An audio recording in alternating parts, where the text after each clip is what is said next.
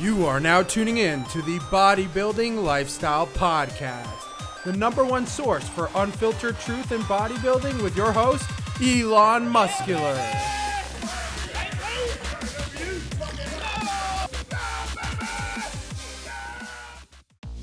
The Bodybuilding Lifestyle Podcast is sponsored by Elon Muscular Private Coaching.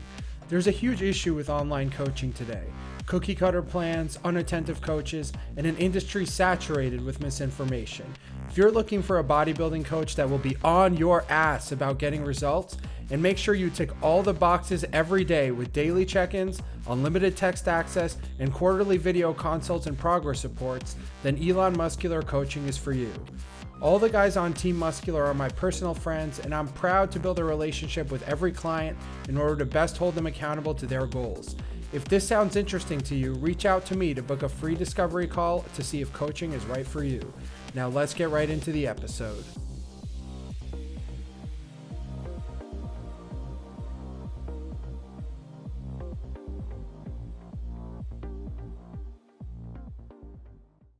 What is up, guys? Welcome to episode 15 of the Bodybuilding Lifestyle. I have Brandon Dacruz on here. Brandon actually reached out to me because he heard my podcast with Kate Zook. If you haven't heard that, check it out. Awesome podcast filled with hardcore bodybuilding info. And I wanted to get Brandon on here because this guy is literally always shredded. Like, he came on the podcast right now, and you could look at his arms right now if you're watching on YouTube. The guy is like walks around at like 7% body fat. And I asked him as soon as he, told me he liked the podcast, I was like, dude, do you want to be on the podcast? Because I want to know how to be that lean and stay that lean all the time. So we're going to jump into that first, and then we're going to talk about Brandon's lifestyle. He has a successful career as well, and he can talk to us a little bit about how he built himself up in the fitness industry as well. So welcome to the podcast, Brandon. Awesome, Elon. I appreciate you having me on, man. I'm excited for this conversation. Cool. So the first thing that I want to ask you is, like I said, I looked at your page and I saw that you were always lean. Are you somebody that has like a fast metabolism where you've been that guy that always had the six pack, or is it something that you had to learn to do? No, so I'm going to be honest with you. This is something that comes as a big surprise to people. I did not have a fast metabolism, or I do not. I've got my thyroid levels. I actually just got my blood work back 2 days ago, and I have low T3. So that's something I'm going to be adjusting going forward. But the thing is that a lot of people, they have a misconception about what metabolism is. And they don't realize that generally it's not the leaner individuals that have a fast metabolism. It's actually the larger. So one of the major components that, consists of 75% of your metabolism is actually your basal metabolic rate, which is based on your body weight. So a 300-pound overweight person is going to have a better metabolism, a higher metabolic rate, and overall higher BMR than someone like myself. So really what it comes down to, staying lean year round. People ask me this all the time. And I've done a podcast actually on being shredded year round. And I want to put a disclaimer out here for you guys. This has come out of a result of 13 to 14 years of dedicated training, studying nutrition, understanding pharmacology, understanding fat loss physiology. This wasn't an overnight thing. So if we go back to my background, I wasn't a lean kid growing up. And it wasn't something that came to me overnight. But by developing daily disciplines, I do morning fasted cardio every morning. I have a very structured routine. I eat on a very structured plan. I've been able to see what my baseline amount of calories are and pretty much stay at maintenance most of the year. And then when I do have a photo shoot, or I was at one time very into competing, so I've competed 14 times over the years. This was actually the first year, just due to COVID, that I didn't step on stage. But when I do, then I will go into a deficit. But it's all very structured, and I make sure it's not that I don't allow myself to enjoy myself, but if I do, it's going to be in a manner where I'm essentially planning for it. So I might have a lower calorie intake, the day leading up to an off plan or a free meal. I'm going to make sure that my calories are balanced throughout the week. So it's more about being, I always tell people, I tell clients all the time, you cannot measure or you cannot manage what you don't measure. And I'm very into the measurable metrics of both from a health parameter. So your resting heart rate, your blood pressure, your blood glucose, making sure your nutrient partitioning is on point, your insulin sensitivity, but also from a calorie tracking perspective. So I'm making sure that I know my daily intake of my macros, my proteins, carbs, and fats. And then I'm very into micronutrition. So my diet is primarily composed of nutrient dense foods that hit all my micronutrient values. I track everything through Chronometer, and then that allows me to maintain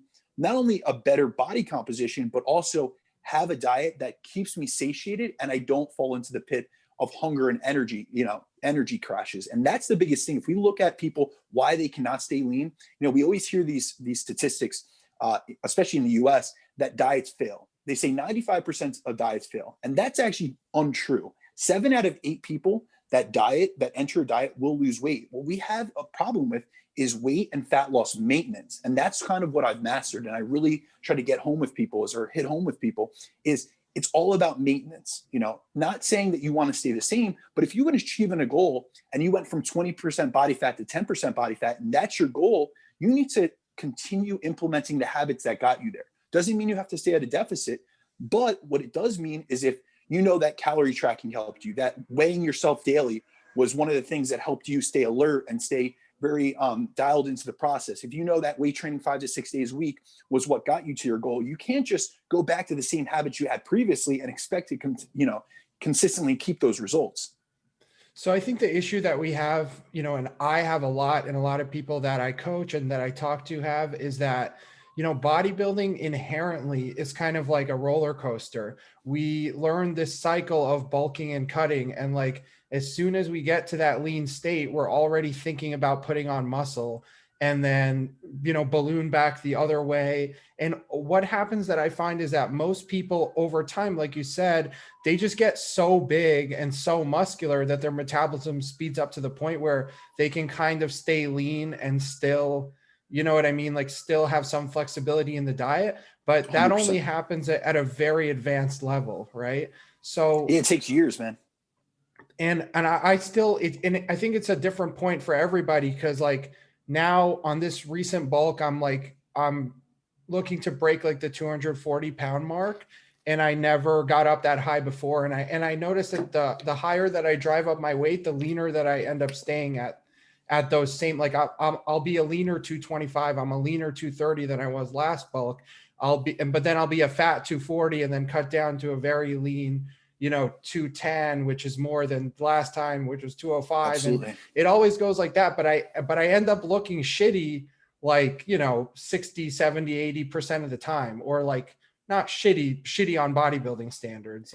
But that's the thing, is that's necessary. So I want to drive home that to people. I've done the massive bulks. I have periodized my weight up to, 250, 260 before, and then come back down.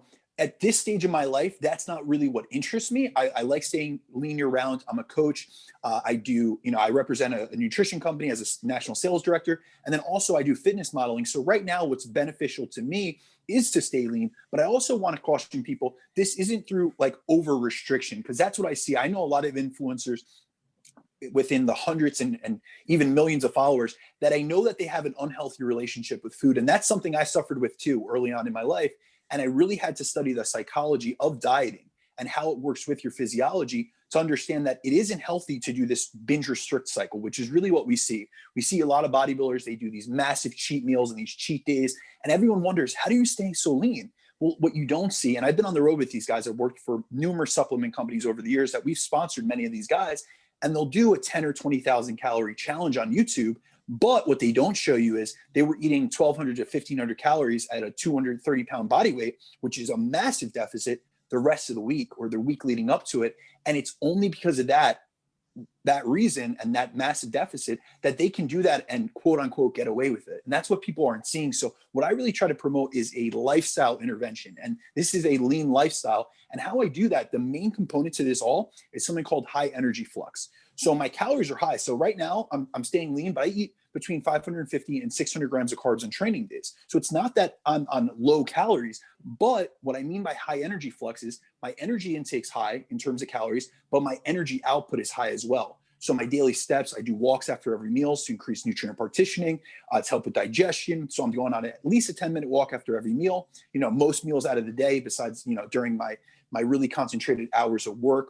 I make sure to incorporate daily fasted cardio, and I stay active. If I'm going to take a sales call, which I do, I do 50 calls a day. So if I'm going to do that, I'm not just going to sit at my desk, in my office all day. I'm going to go on a walk around the office, or I'm going to go on a walk outside, because I could do all those same things and be active during the same time period. So generally, what a lot of people don't realize is I'm getting an average of 17 to 20,000 steps per day. Now, for some people, that's extremely high. So that's not what my suggestion is. But if you're someone that's extremely sedentary, 3,000 to 5,000 steps per day, try to eke that up to 7,000 to 8,000. That was actually, there was a recent study that just came out in January that showed that 8,000 calories or 8,000 steps per day was the minimum threshold for regulating blood glucose. That was what was shown as being like a healthy level of activity to help with blood sugar management, and then also with fat oxidation, so the burning of fat.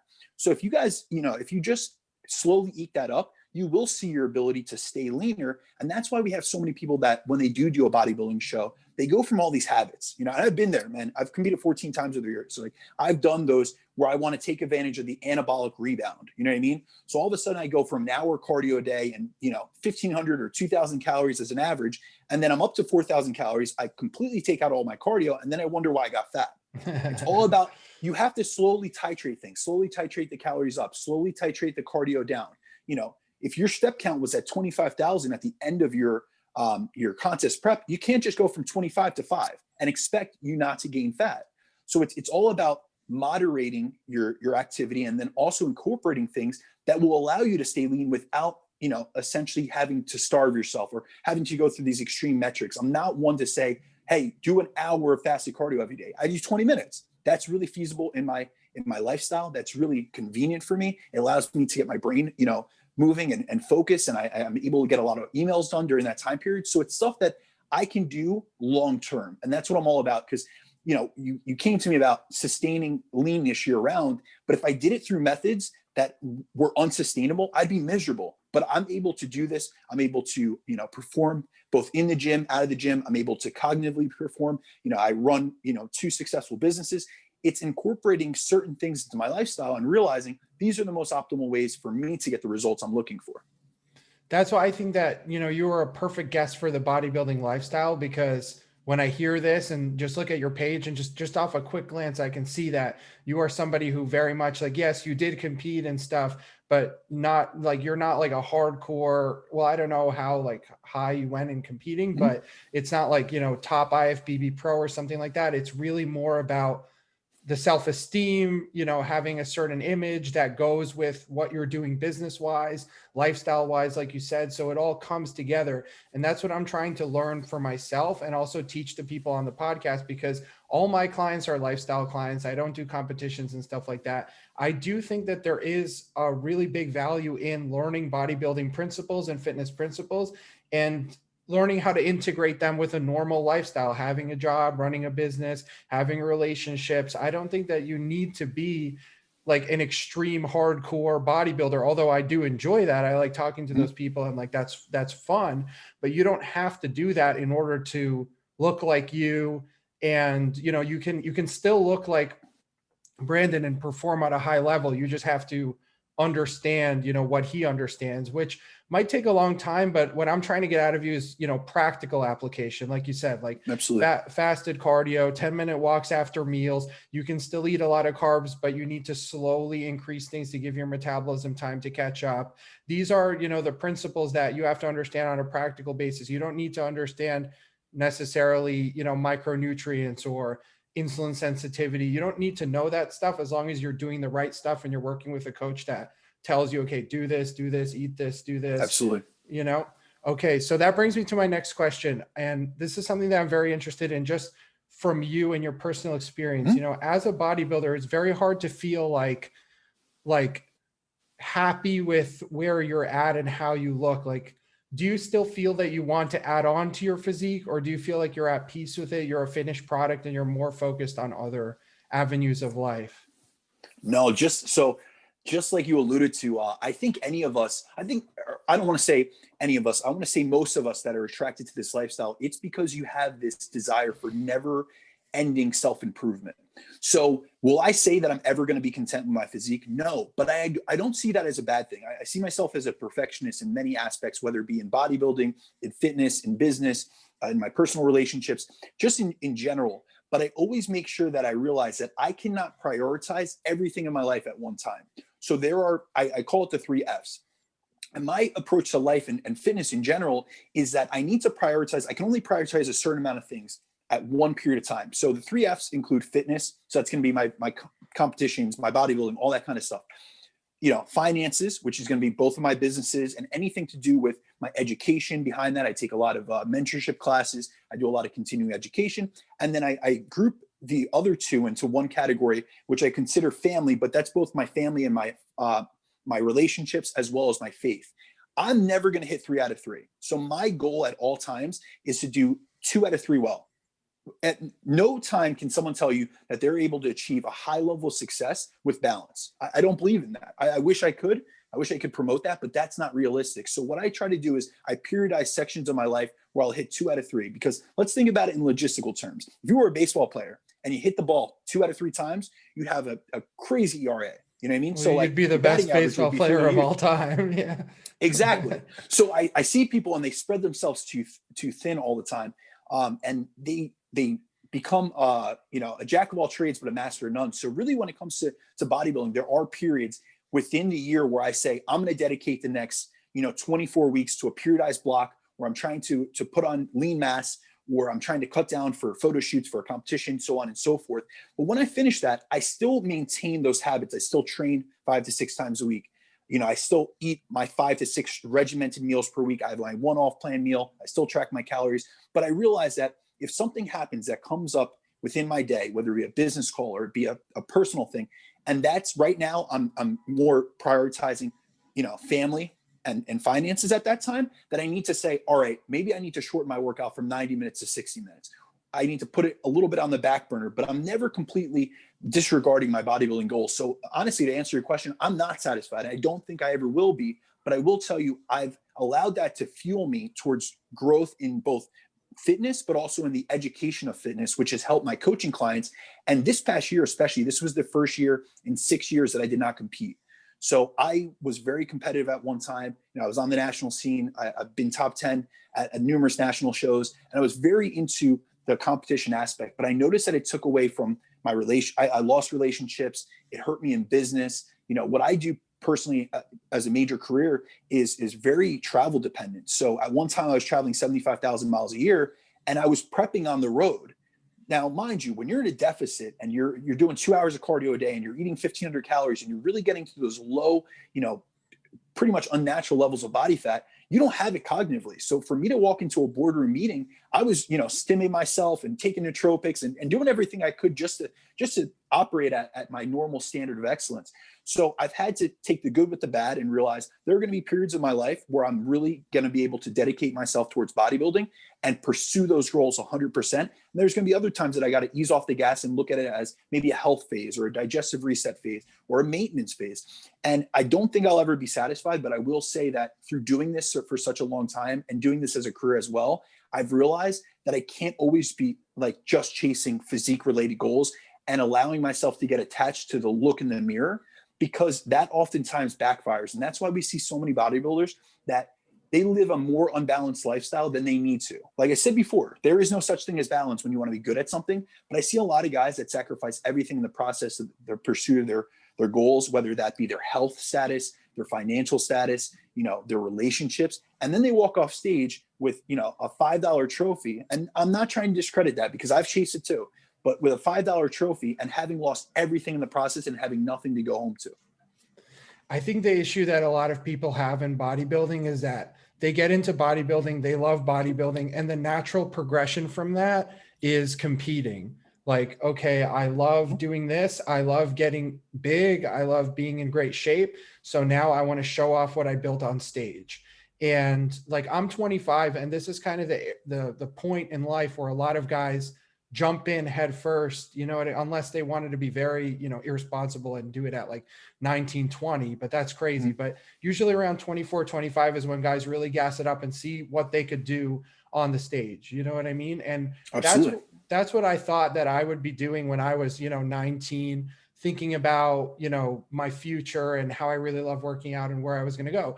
But then as I got a little older, I saw that, there's no money in that. And I think that it really makes sense. Like, you have to earn your spot on the stage. Like, I think it makes sense to build a career first, be a coach, help people. You don't have to help people who are getting on stage. You can just help normal people build a career, build yourself up so that you have money, you can afford these things. People don't understand how expensive competing is, how expensive, growth hormone is, and all these different things.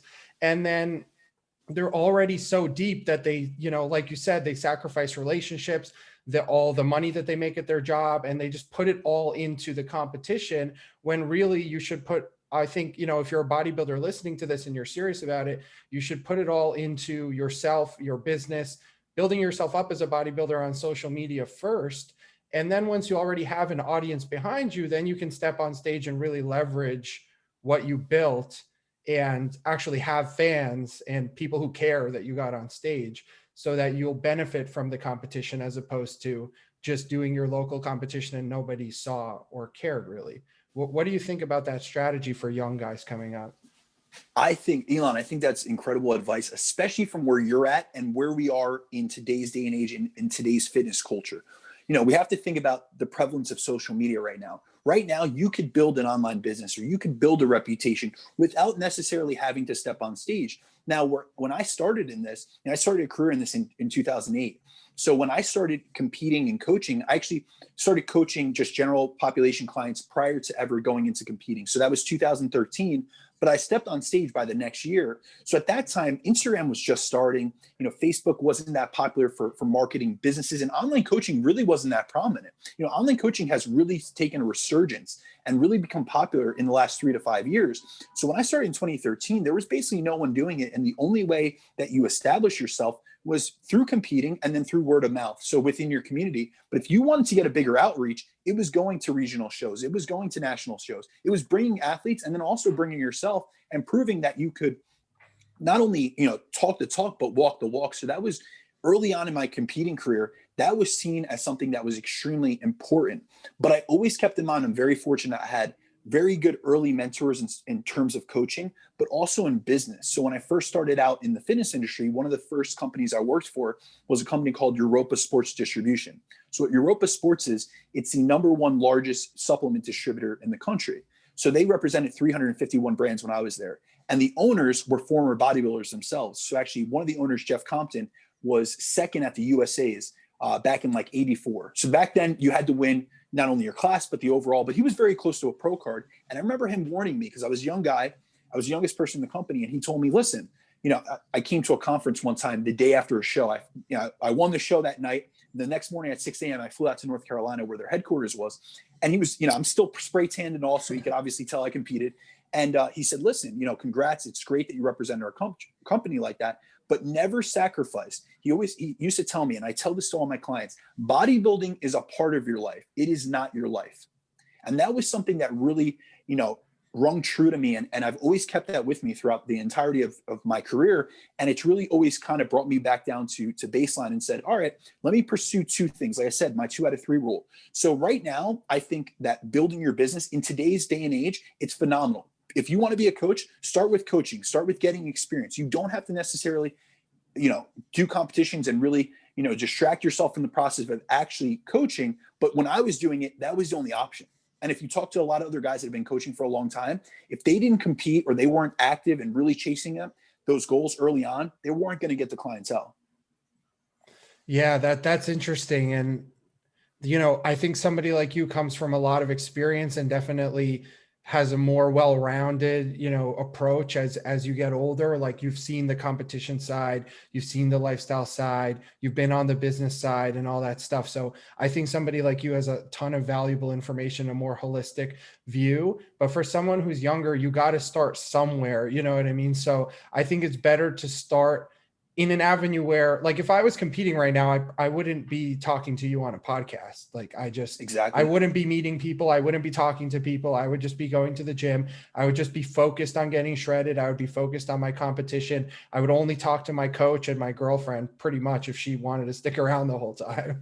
So, and it's so important for you to hit on that, because I think that a lot of people getting into bodybuilding today, I talk to a lot of guys 18 to 22 years old that come to me as potential new clients. And what they don't realize, they see what's on Instagram, they see what's prominent now, but they don't realize how selfish bodybuilding really is, because they see all these Instagram influencers who look great, myself included. You know, I'm not saying I have the greatest physique, but they'll even come to me and say, I want to look like you. But they don't realize that I locked myself into a gym. And when I was in college, I was in the gym twice a day. You know, I was very fortunate. I lived with a couple of national caliber athletes in different disciplines, D1 athletes. So we were living the same lifestyle. They got up for 6 a.m. running and I went to the gym. You know, they went to practice at night. I went to the gym. But I didn't go out. I didn't drink. You know, I sacrificed a lot of my early, life to be able to cement and build up a physique and build up the knowledge needed to propel myself forward. Now we have guys coming into the fitness industry and they think, oh, I could do it all. You know, I could be an Instagram influencer and I could be a bodybuilder. What they don't realize is a lot of times the foundation to that, and the foundation, especially to competing, is so narrow-mindedly focused that you can't do anything else. Like you said, you'd be speaking with your girlfriend if she was lucky. You'd probably lose a lot of relationships, because I'll tell you, I did. You'd be speaking with your coach and you'd be so locked in, and you need that focus. When you are so competitive that you want to do this and this is your number one priority, you need to give it your all. You need to stay locked in. But we have to realize that by being that focused on one task, you're not going to be able to, effectively build a business at the same time. So a lot of young guys that come to me, sometimes I'll tell them, listen, let's just build a foundation. First of all, realistically, I tell them, I'm always honest. You don't have enough muscle to compete. That's just plain and simple, even at men's physique. So let's build a foundation. And if you want to get into coaching, the first thing I push people towards is in-person personal training, because that's something I did. And that built a great foundation, not only from like a mechanics standpoint, from biomechanics and really learning people, but from, an interpersonal communication aspect. Because that's the one thing I still see a lot of new coaches getting into coaching. They don't understand how to read people because they never dealt with people in person. They didn't get that interpersonal communication between their clients and really saw what they needed. So they only focus on the body. They only focus on the physiology, and they completely discard the psychology. How much of your coaching would you say is like telling people what to do and giving them, very specific instructions, science-based instructions and practical application-based instructions? And how much is, motivating, answering questions? Like, I know some coaches like to draw like a hard boundary on like, don't talk to me about personal stuff. I'm only here to advise you on what to do.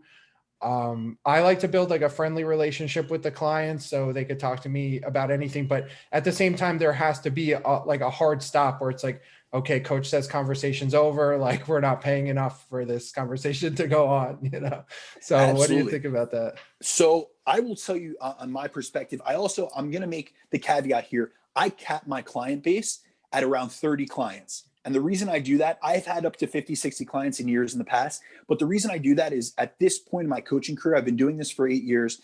I'm lucky that I can be a little bit more selective of who I work with. And it's not based on genetics or anything. It's based on do we connect? Because I have relationships with all my clients. And so I'm going to hit on this, what you're saying. So the mechanics of coaching, the programming aspect, I'm very detail oriented. So there is a lot of education within my programs. I was writing an article. I'm doing a magazine article.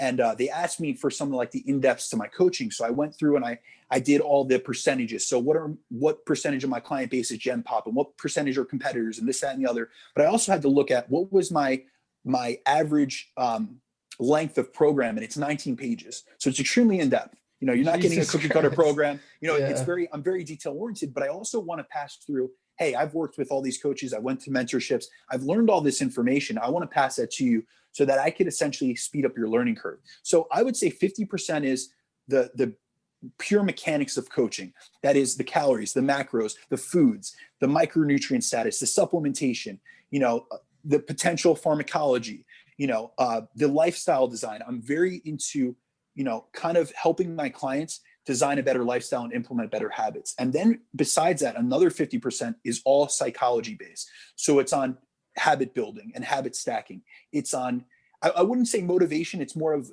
discipline building, because motivation it wanes, it comes and goes. So I'm not trying to motivate clients. I'm trying to get them to implement habits that are sustainable, but that they're also able to execute on a daily basis. Because when you're not motivated, your discipline will be the thing that drives you through. And then it really comes down to, a lot of my clients, I know more about their personal lives than I know of some of my friends, because we've been working together for so long. Like I was saying, I had to do all the analytics of my business.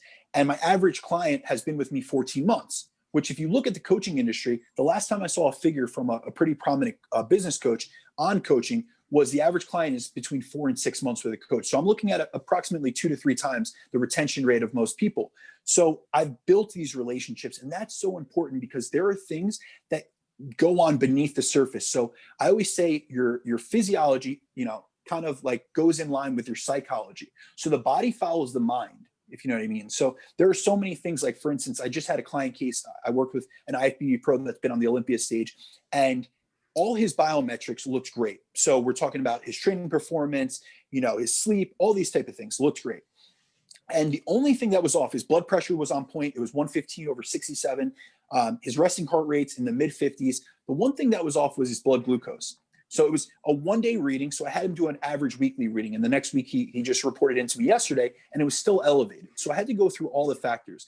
I got on a call with him, and I kind of explained it to him. I said, listen, these are the top 3 categories that could be influencing your blood glucose. We know what your supplementation is like. We know what your body composition is like. So it's very indicative that you're insulin sensitive.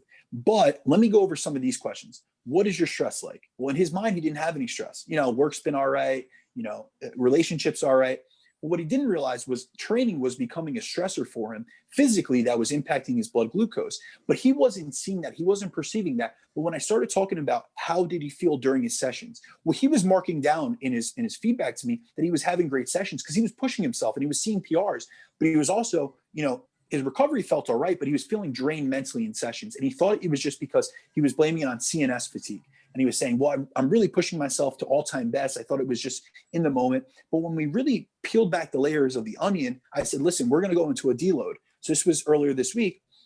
He's 3 days into the deload. He sends me his fasted blood sugar every single day. So he went from an elevation of around 98. So for any of your listeners, around 99 is shown as pre-diabetic. Anything over 100 is considered pre-diabetic. He went from 98 to 90 on the first day of the deload because I just said, you're not training today. Just take a nap when you usually would train, and the rest of the week we're gonna pull back. We're gonna feed you up. We're gonna make sure that he's suffering from excess cortisol essentially. And so he went from 90 to 88 to 85 this morning. So within 3 to 4 days, he saw a 13-point drop in milligrams per deciliter. But if I didn't have that conversation, if I didn't get into a psychology, because on the surface everything looked great except that blood glucose. A lot of coaches would say, he's lean, he's insulin sensitive. That's just a indirect marker. It doesn't have any correlation to anything else. But if you really take a deep dive into your client's history, into their psychology, into other aspects of their day, besides just did they hit their macros and did they hit their sets and reps, you're going to be able to take a lot more from the process, and as are they. That's really interesting. And I actually had a similar experience where my blood glucose was high, getting into the 90s and stuff like that. And I decided to take a week off training, not because I thought that training was causing it to elevate, but because when I only take my growth hormone on days that I train. So I was like, absolutely, I'm not going to train. I'm not going to take my growth hormone, and I'm just going to take a week off because I don't know what's going on. And my shit is getting out of whack and it's only getting worse. So I just took a week off training, and same thing. It was up at like 97. And when I checked it on my off week, it was in the 80s. Exactly. But that brings me to my next question, I guess. Like, if you're going to be pushing yourself and you're going to be growing and you're going to be, taking steroids, taking growth hormone, just really trying to get to that next level, do you think that process is inherently unhealthy and you just can't avoid sometimes having readings that are off? Like, how do you find the balance between pushing yourself to a certain limit and being healthy? Because I see you, right? And I see your physique and the way that you look and what you maintain, right? And what I see is someone who is healthy. Like, you look healthy, the physique is of someone that is healthy, but could you be this healthy with 40 more pounds of muscle looking to push, on an IFBB pro stage? Like, do you feel that the physique that you're maintaining right now is the way you look? Like, do you look like that because you're being minimalistic? And do you think that somebody could not be minimalistic and still be healthy? 100%. I love this question. So I'm gonna start this off with a statement that I tell every one of my clients and any friend of mine that comes to me about pharmacology, about pushing themselves in bodybuilding, and especially within competing. So we got to think about, these are two subsects. Competing in any aspect of a sport is not healthy. It's not inherently healthy, but there's a better way to do it. And I always tell my clients, a healthy body is a more responsive body. So what I mean by that is competing in any sport that you go, whether it be MMA, you have a likelihood of a traumatic brain injury. You go into endurance sports, you're going to be very susceptible to what's called REDS, relative energy deficiency syndrome. So you'll see with that, especially women, I don't know if you've worked with any endurance athletes, but I've had women come to me that have the 3-athlete triad or the female athlete triad. So they have amenorrhea, they have loss of menstrual cycle, they're losing their hair, they have hypothyroidism, so their thyroid's downregulated. These are things that it had nothing to do with pharmacology. It had to do with excessively pushing yourself. So in bodybuilding, now let's think about it. You're pushing yourself in the gym. You're putting in pharmacology and a lot of times polypharmacy. So the mixture of multiple drugs, besides just anabolic steroids, we're looking at multiple pathways that do, positively influence your ability to secrete, muscle protein and increase muscle tissue, but also can have a deleterious effect on your health. So what I always try to get, through to people is that, is bodybuilding healthy? Not inherently. However, can you do it in a healthier manner by monitoring your blood work, by taking track of your biometrics, by staying on top of your health supplementation? Absolutely. So what I generally see is when I have a client come to me, say from another coach, and he's been blasting his socks off essentially, but he hasn't been prioritizing the other aspects of his life. His sleep is mismanaged, his stress is, he doesn't mitigate his stress, he doesn't take any health supplementation, he hasn't had blood work in a year or so, and he doesn't do any biometrics. Generally, when I start getting them to track it, it's horrendous. So that in that case, that person pushing their body to the extremes, they're bodybuilding in an extremely unhealthy manner. But let's take it in another context and let's do it through an approach that I have considered or that I think is the safest way to do it. So now I have someone using bodybuilding pharmacology. I bring them back down to a minimum effective dose.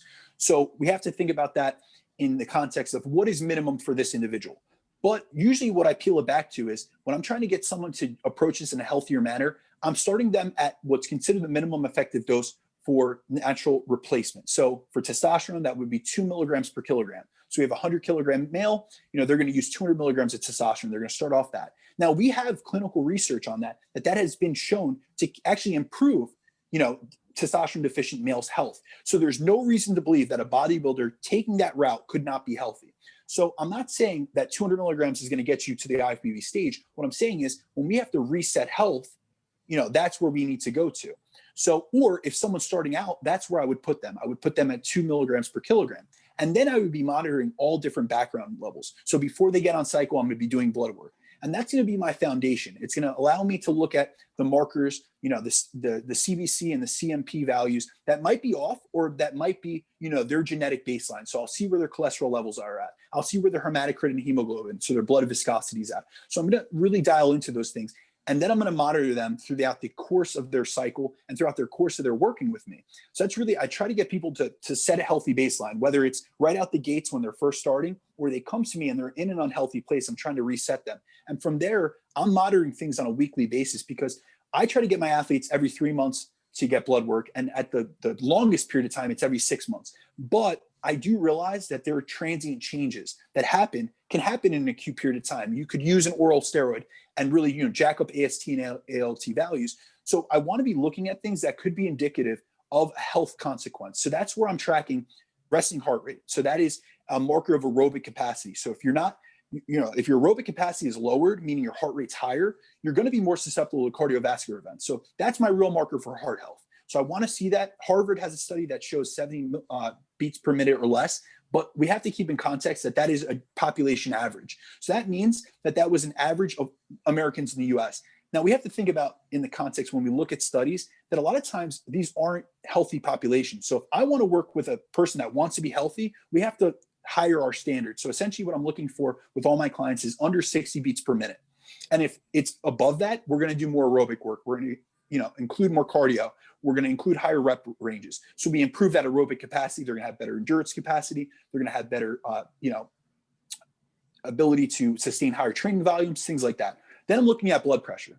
And that's a big thing I see so many people overlook. And if you don't have, guys, I want to put this out there. If you don't have a blood pressure monitor, but you have enough money to get gear or growth hormone, you're doing yourself a disservice, honestly. Because not only do things like PEDs and growth hormone, have the likelihood to elevate blood pressure, but blood pressure is the silent killer and is the #1 indicator for renal or kidney health.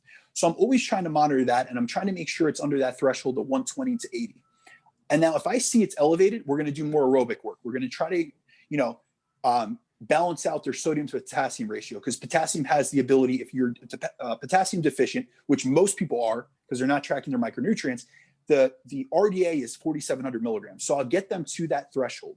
If blood pressure is still elevated, I still have someone hypertensive, we're going to include an ancillary drug like an ARB to lower that. That is a baseline thing that I believe should be implemented with all people. And then from there, the other marker that I'm looking at is blood glucose, because that is a marker of your acute or your temporary blood, insulin sensitivity, and then your ability to partition nutrients. So those are 3 markers that I'm looking at the beginning of a cycle and then throughout the course. Now, if someone's using growth hormone, like you were saying before, you're most likely going to see an elevation in blood pressure because you're going to have more intercellular water retention. So that's going to increase blood pressure values. Then you're also going to see an elevation in your blood glucose. So that's where we have to monitor those things and say, we have to set a cutoff.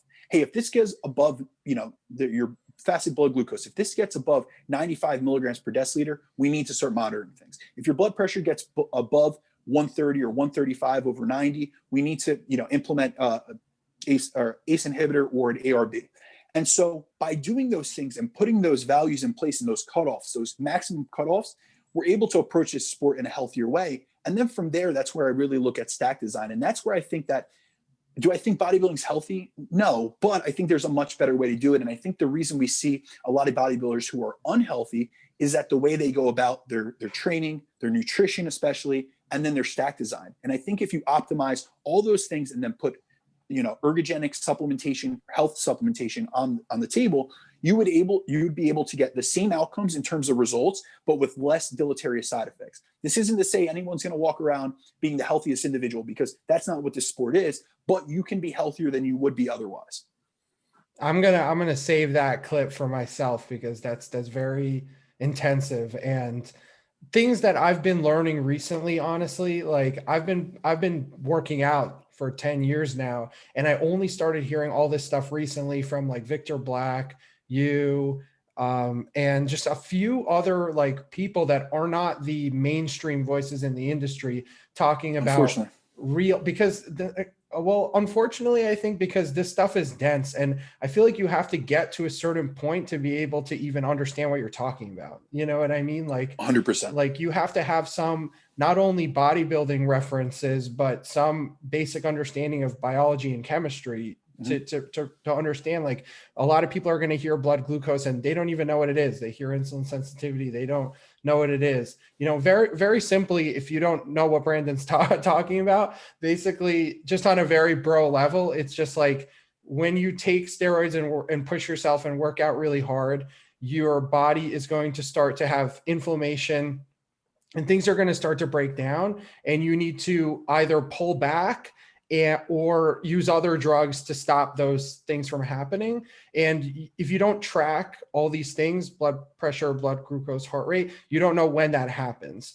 And so you're just going to push yourself past a certain point. You don't have the information to know that you're pushing yourself past an unhealthy point. Your body's not going to give you that feedback right away. It's going to give you that feedback like maybe 10 years from now. So you're not going to know. You're going to keep pushing yourself and think that you're doing fine. You're going to get used to feeling like shit, where feeling like shit is actually feeling good for you. You're on a pump, you're a little dizzy, but fuck it, we're doing squats, you know what I mean? So, and then you just keep going down that path, and that's where people get health issues. So, I feel very fortunate to talk to people like Brandon and just learn this stuff in my earlier age, because I'm still like a dumbass who's gonna push myself past the limits, but at least having the information lets me know where the cutoff points are, where I need to take a step back.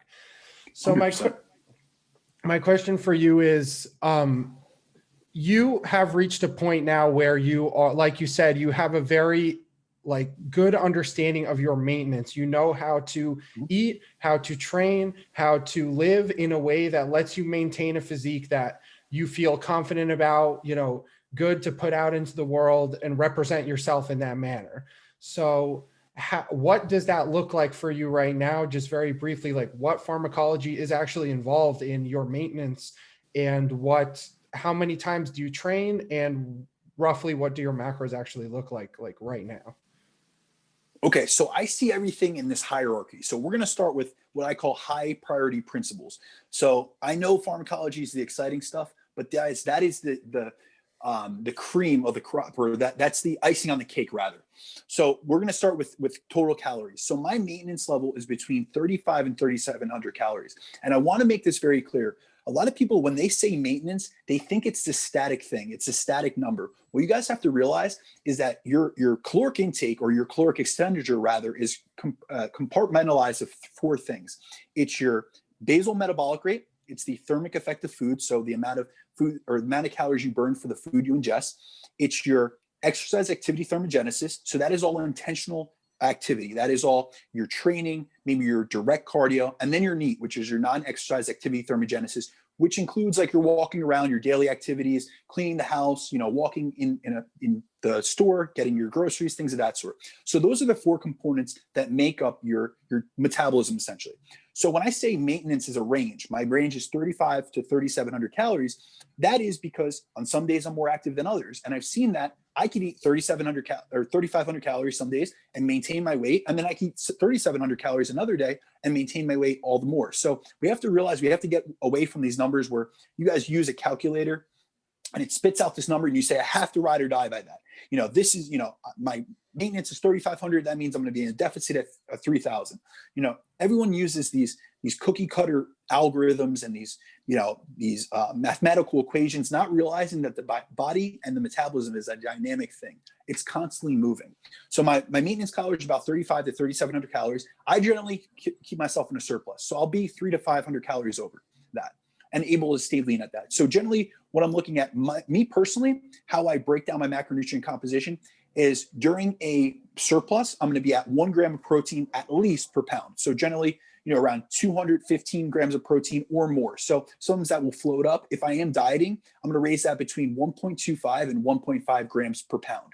So I'm just increasing protein because I'm trying to, essentially offset the effects of being in a catabolic state, which is what you are in a deficit when you're losing tissue. And I'm trying to increase the amount of muscle protein synthesis in comparison to muscle protein breakdown, because essentially what you want is what's called net protein balance. You want to be in a positive net protein balance. So then from there, I hit a minimum threshold of fat. So for me, the research shows that it's 0.3 grams per pound of body weight. So we're looking at 65 grams of fat around. That's going to be comprised of, I'm very into the food source itself. So I won't hit on every food source that I utilize, but I will say that I use a high dose of essential fatty acids because that's what your body really needs. So I'm using a mixture of fish oil, krill oil to get those EPA and DHA, which are important for hormonal health. They're important for cognitive function. They're important for so many things that help with insulin sensitivity. There's recent research that shows that a combination of EPA and DHA helps with HRV, which is your heart rate variability, which will show your recoverability essentially.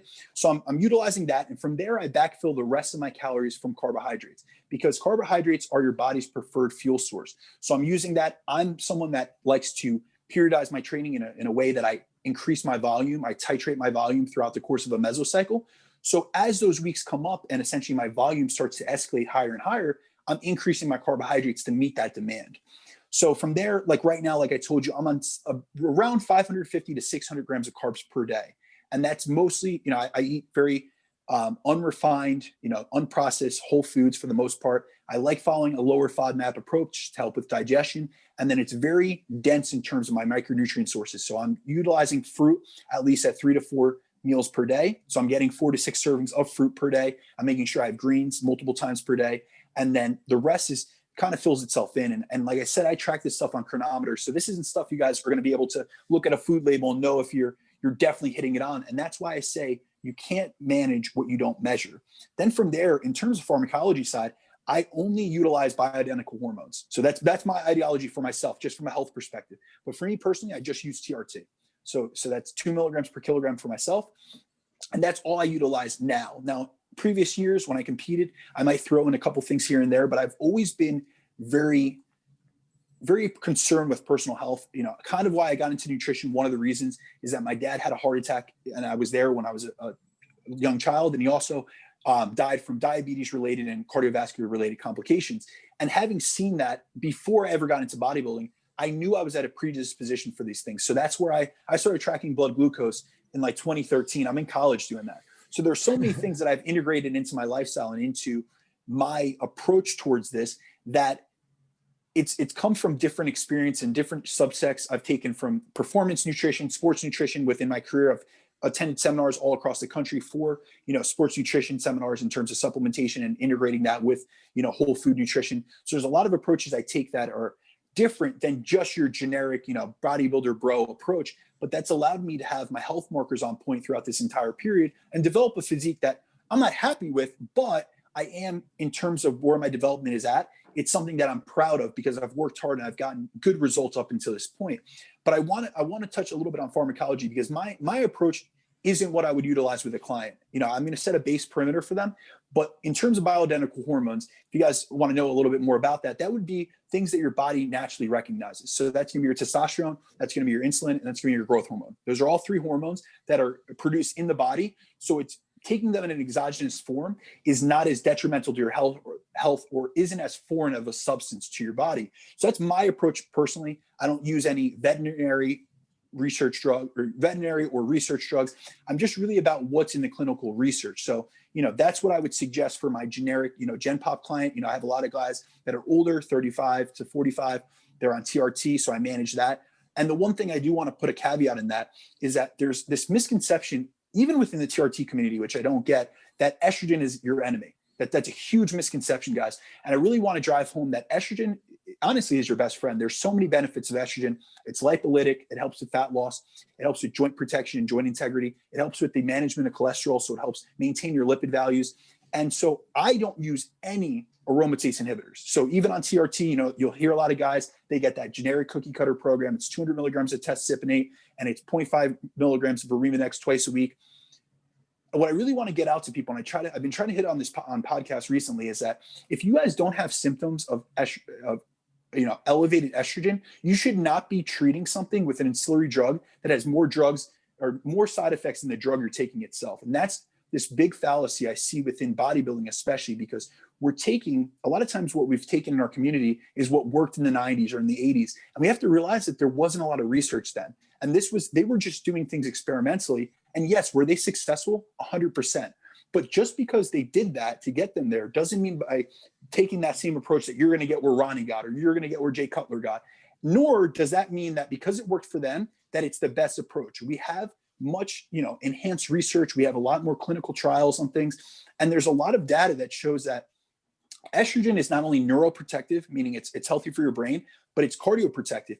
And that when you look at studies, randomized controlled studies, where you utilize testosterone in a replacement dose by itself, it's shown to be neuroprotective. And that's thought to be because of the aromatization to estrogen, because testosterone converts to estrogen through the aromatase enzyme. However, when you look at studies done in the same cohort that added and introduced an aromatase inhibitor into the testosterone replacement synergy, that they showed neurotoxic effects, meaning it was harmful for your brain. So that just shows that just the inclusion of a simple thing like an AI, which many guys don't even consider an Arimidex or your Aromasin or your Letrozole, it has deleterious effects on your health. And that's one thing I see a lot of guys come to, and we're talking about the health of bodybuilding. I think that's one of the number one reasons why a lot of bodybuilders' blood work is so messed up. We never see guys with good cholesterol values. But as soon as I pull aromatase inhibitors out and do a comparative review of their blood work on aromatase inhibitors versus off aromatase inhibitors, their cholesterol values increase, their AST and ALT drop, so their liver markers drop. There's a lot of things that show that these things are harmful for you. So the biggest thing I could suggest to people is, if you're going to start out, go with bioidentical hormones first. Do not use veterinary or research grade drugs that don't have clinical trials, especially on humans. So we want compounds that are pure for human use. And then also, stay away from aromatase inhibitors or any ancillaries that you guys don't need. If you don't have a side effect, you shouldn't just automatically be chucking a drug into the mix. So yeah, that is great. I agree with literally everything that you said. I'm very happy that your macro breakdown is the same, pretty much exactly what I recommend. And I've been going on, I have a lot of YouTube videos kind of like in the backlog right now, but my basic message that I've been putting out for the past few months, that I've been trying to educate people. And I try to do it in a very simple way, because I think that most people they only have a very basic understanding of all this stuff, right? Absolutely. So I just say fuck keto and fuck SARMs, and that really just that really just encompasses what you just said in a way Absolutely. that, like, in 4 words, like, people see guys like you and they think that they do ketogenic diets and that they cut their carbs really low. Then you're here sitting here telling us that you eat 500-600 grams of carbs a day. Doesn't make sense to most people. It just does not click. I used to hear things like what you just said 2-3 years ago after listening to guys like Dave Palumbo. I mean, he's like really the big one that like has it all backwards. And I would think, this guy just simply, he's a skinny guy with a fast metabolism. He's always looked like that. For a guy like me or a normal guy, we got to cut the carbs in order to get lean. You know what I mean? And that becomes true at a certain point. Like if you want to get on the stage, yeah, you have to cut the carbs, but you never have to increase the fats. I feel like people have fats completely all wrong. They should always be like you said, like minimized 1 gram per kilo or less for the fats. Absolutely. And I think there's a huge misconception because a lot of people, especially within the natural community, they'll always point to the fact that we need fat for cholesterol production. Because if you look at the hormone synthesis, essentially equation, it's cholesterol to pregnenolone to DHEA and then it becomes testosterone and other anabolic hormones. And yes, we do, but we need a minimum threshold of fat. And that's why we see these, I call them diet tribes. You'll have the keto zealots in one camp. You'll have, the carnivore guys in another camp. And they're promoting things and it's sexy. They're telling people, and it's easy. You're going to lose weight. Think about it logically. If we have 3 macronutrients, we have proteins, carbs, and fats. If you cut out 1 macronutrient, that's 33% of your intake gone already. You're in a deficit. So will it work? Yes. But the thing is, you're going to have nothing to help with ATP synthesis, which is the power, essentially the energy currency of the cell, which is carbohydrates. So you're going to have limited training capacity. You're going to be at a likelihood of having reduced training volume, reduced output. You're going to have, flat, if you're looking for a cosmetic look, you're going to have a flat, stringy physique. So I'll tell you, I've tried keto before. It didn't work for me. And I've had clients that are dead set on it. And I'm never one to take only one approach. So like I shared with you, this is my approach for myself. I've utilized every single diet that you can imagine. I've utilized paleo with people. I've had vegan clients. I've had vegetarian clients. So it's all what fits the person. Any diet, especially in a deficit. Now, we're not talking about a surplus, but in a deficit, there's a trial called the Diet Fits trial. It's a research study that showed that low carb and low fat were equivalent in terms of its fat loss outcomes. But a lot of times you'll hear people in the keto camps or people that really promote those higher fat, lower carb diets say, well, insulin's the enemy. That's what causes you to store fat. And they'll demonize, carbohydrates. Whereas really, if you really were to take an objective look at it and look at what the successful athletes within what we're doing, we're not talking about endurance athletes. We're not talking about, sport athletes. We're talking about bodybuilders. What have bodybuilders done throughout the years and gotten right? They've utilized a high protein, moderate or high carb diet and moderate to lower fat approach. And it's worked for them. And there's many reasons because we don't need hundreds and hundreds of grams of fat to help with natural hormone production. We need a small amount of essential fats. And generally what I see is people are deficient, not in overall fat intake, but the essential fatty acids, which is why I hit on those. Guys, you have to realize that the only 2 macronutrients that are essential are protein, because we cannot create them, and fats, but only the essential fatty acids. So research has shown that between 1,800 milligrams and about 5,000 milligrams of combined DHA and EPA is like the ideal standard, the gold standard for cardio protection, for metabolic protection, for glucose management, for all those parameters for overall health. That comes from like 12 grams of fish oil. So that's like 12 grams of fat. So you don't need to go to these extremist approaches where you take a keto approach or you utilize stuff just because it's hearsay. You have to test it out. I suggest everyone do it. I did it myself. I wanted to be able to say, listen, I've always taken a higher carb approach, but I've never tried keto. So let me see if it works. And did I lose weight and fat? Absolutely. But my performance tanked. And for me, being able to maintain tissue during a deficit, during a dieting phase, training is my number one priority. That's what we're there to do. We're there to train progressively. And if you're utilizing a fuel substrate, which isn't optimal for training performance, you're going to be at a disadvantage. It works. Like I tried it too. It works. It just doesn't work properly. Like there's things that work better and are no more difficult to do. and get people better results. But like you said, it's just like sexy marketing. And the same thing with the SARMs, like people, oh, put on 5 pounds in 6 weeks with this this never researched thing. Like you can't know that it does this or doesn't know this because there's barely any research. So, we'll just sell it to you, you take it, and we'll just go away, and, good luck kind of thing. And that's like what goes on with the SARMs industry, peptides. Everyone's trying to always come up with something new that you can take to get results tomorrow. And, we're the guys left cleaning up the mess that are just like, have to re-educate people and be like, hey, how about testosterone and like just eating a healthy, normal diet? Like as if you were a natural, those same things, just a little bit more of those things, and then you're good to go. Like that is bodybuilding. We're just trying to be more than we would have been normally. But I feel like a lot of people don't build up a strong foundation naturally. They don't build up a strong understanding of how these things work, from like a zoomed out perspective. So then when something new is like thrown at you, you're like, oh, a new thing. This might be the answer to all the question marks in my head. But once you get rid of all your question marks and you don't have any questions at all, or your questions become more advanced kind of thing, like how do I monitor my blood glucose and stuff like that. So I think, if you're listening to this, you got to start to think, if you're still in that keto SARMs, like new things kind of thing, you need to start to think bigger, start to think about how to monitor your health, how to sustain a great physique. If you want to know how to get there in the first place, it's actually very simple and easy. And we just laid it out for you. You could just do what we said, apply that and that's it. You don't have to pay us or do anything.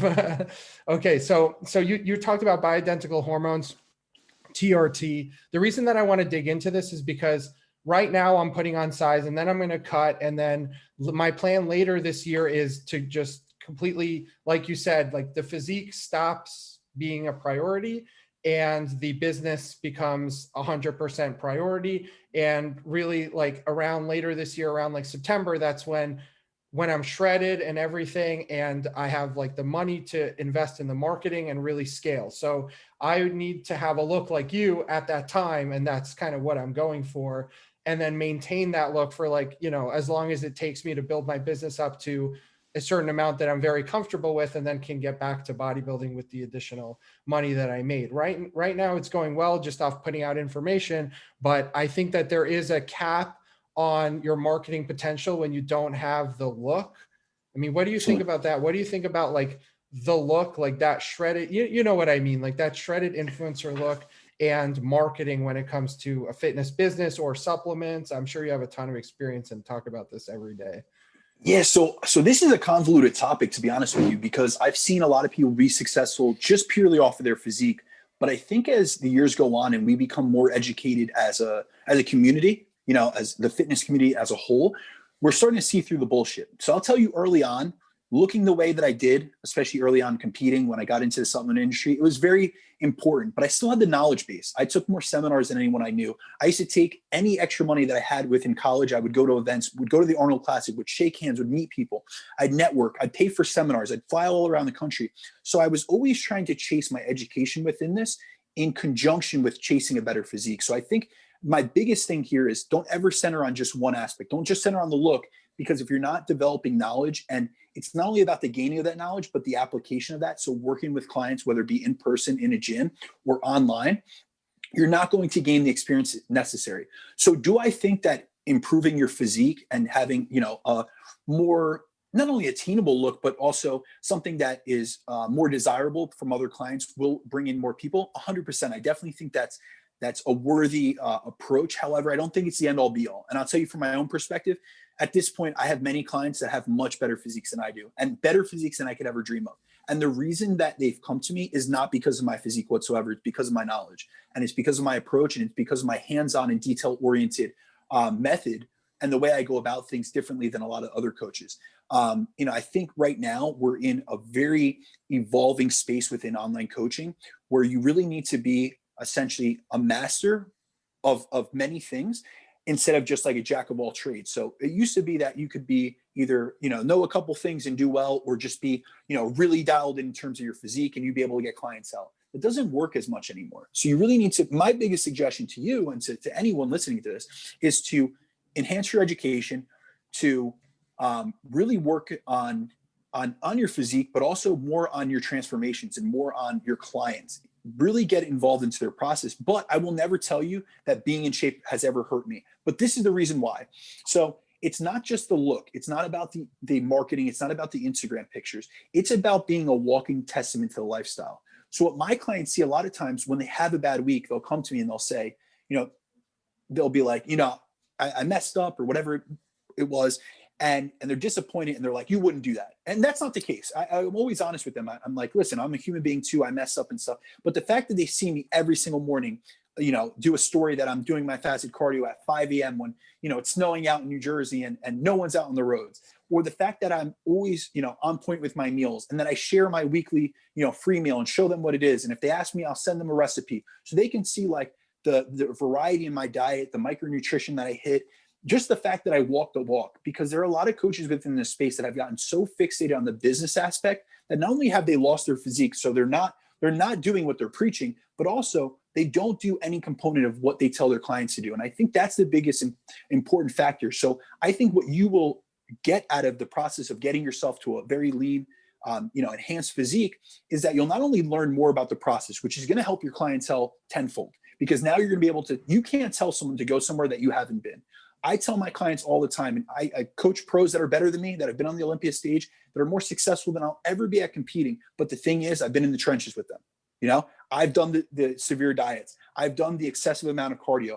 I've done good approaches and I've done bad approaches, but I've been there and I know what that's like. And I can relate to them on a mental level. So when they're checked out and they're saying, I don't know if I can do this, I get right on the call with them and I remind them about their why. I remind them about the benefits of this process. I remind them about the physical and mental growth that they're getting out of pushing themselves to see if they can reach a new limit.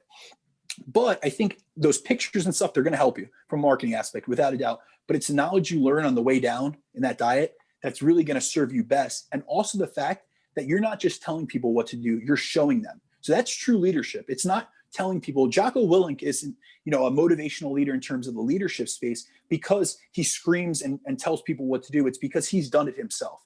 So there's proof in the pudding. And I feel like looking the part, and I'll tell you from my own perspective, looking the part has helped my credibility. But the fact that people know that I've had to put in so much work to get there has boosted my credibility and my experience all the more.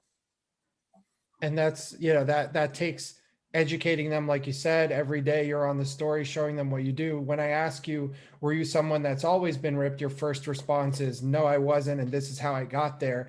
And that's what's really valuable to people, because they don't give a shit about how we look like at the end of the day. I mean, that's the last thing that they really care about. People want to get results for themselves. But I think there is an aspect of, wanting to like, oh, I hired a coach and he, like you said, he walks the walk. He knows what he's doing. He can show his results, and also to be motivated by your coach. So that the guy that you're talking to every day is also, there and doing it and there for you. Like, cause you start to like look up to people, and you don't want to look up to, if you look up to another guy more than your own coach, then you might up wanting him to coach you, you know what I mean? 100%. So it's important to build that kind of thing. But okay, so my plan is set there. And then I'm wondering, once I get to that maintenance phase, like you said, it's going to be TRT, and you mentioned bioidentical hormones. Is growth hormone and insulin something that you use while you're maintaining, or is it just you don't think that it makes sense to use, like if you're just maintaining? I'm going to tell you from my perspective, it isn't something that I generally will utilize. Generally, what I'm going to utilize, and these aren't bioidentical hormones, but they're just additions, ancillaries. I'm going to utilize metformin to keep my insulin sensitivity high. So I'm doing that every single day. I think metformin, first of all, it's one of the most clinically proven drugs and most prescribed drugs in the world. Also, like I shared with you, there is a predisposition towards diabetes in my family. So that's something I'm always looking at, my hemoglobin A1C, I'm looking at my fasted glucose, and I'm also looking at fasted insulin levels on my blood work. That is always in range, especially even when pushing carbohydrates, especially when I'm using metformin. So that's one thing I'm going to utilize. I'm going to modulate that pathway. I'm going to modulate, androgen receptor upregulation. So I'm going to use an injectable L-Carnitine, which helps me stay leaner, but it's also really conducive to mitochondrial biogenesis and density. And then also, essentially, we want to maximize our androgen receptors. So there's this fallacy that people think that androgen receptors downregulate, and that's why you need to come off gear. People tell me that all the time. I came off because I wanted to sensitize my androgen receptors. Well, honestly, through continued use, we've seen that androgen receptors actually upregulate. And if anyone wants to get more information about this, I really suggest you look up the researcher, Dr. Scott Howell. He has a wonderful presentation on androgen receptors and how they upregulate, and disproves pretty much all those fallacies and those myths that Dave Palumbo promotes and all these other guys. So one other vector that you could use to increase androgen receptor density on the nucleus of the cell is through L-Carnitine usage. And the issue with L-Carnitine, I do use it orally sometimes, but it's got a low bioavailability. And it's generally seen in studies to be about 15 to 18% bioavailability. So if you want between 400 and 600 milligrams, then you have to titrate that dose orally. So a lot of times, for clients that don't want to inject themselves, I'll utilize, an oral L-Carnitine tartrate supplementation, or I'll use an injectable carnitine supplement myself. But I do believe growth hormone and insulin are phenomenal, pathways to modulate. It's just not something I utilize personally right now with myself, but I do utilize them with clients. I mean, if someone's trying to stay lean, there's a lot of research behind using a growth hormone or 1.5 units of growth hormone in a fasted state. It's going to liberate both fatty acids and glucose into the bloodstream to be burned off as energy. So that's a great tool to utilize during a reverse diet. Insulin is going to help with nutrient partitioning, the uptake. So if you want to use that around your training, that could be, a very beneficial, if you're using a short acting insulin, I would say utilize that around the training perimeter. And then also you could use a longer acting insulin if you do have, some glucose management issues. So that would be like a long acting Lantus, just not something I personally use right now myself, but it is stuff I have utilized with clients. So those are both bioidentical hormones that you could definitely put into play, especially growth hormone is going to help keep you leaner. I will say, and you've mentioned this before, just watch your blood glucose on that. Like I say, that's something I hone in on a lot with myself because I know I'm predisposed. So like we were saying, I didn't start out lean, but I also didn't start out insulin sensitive. And now I am. So when I first started, into bodybuilding, I noticed I had really high fasted glucose, and it concerned me because of my dad's history.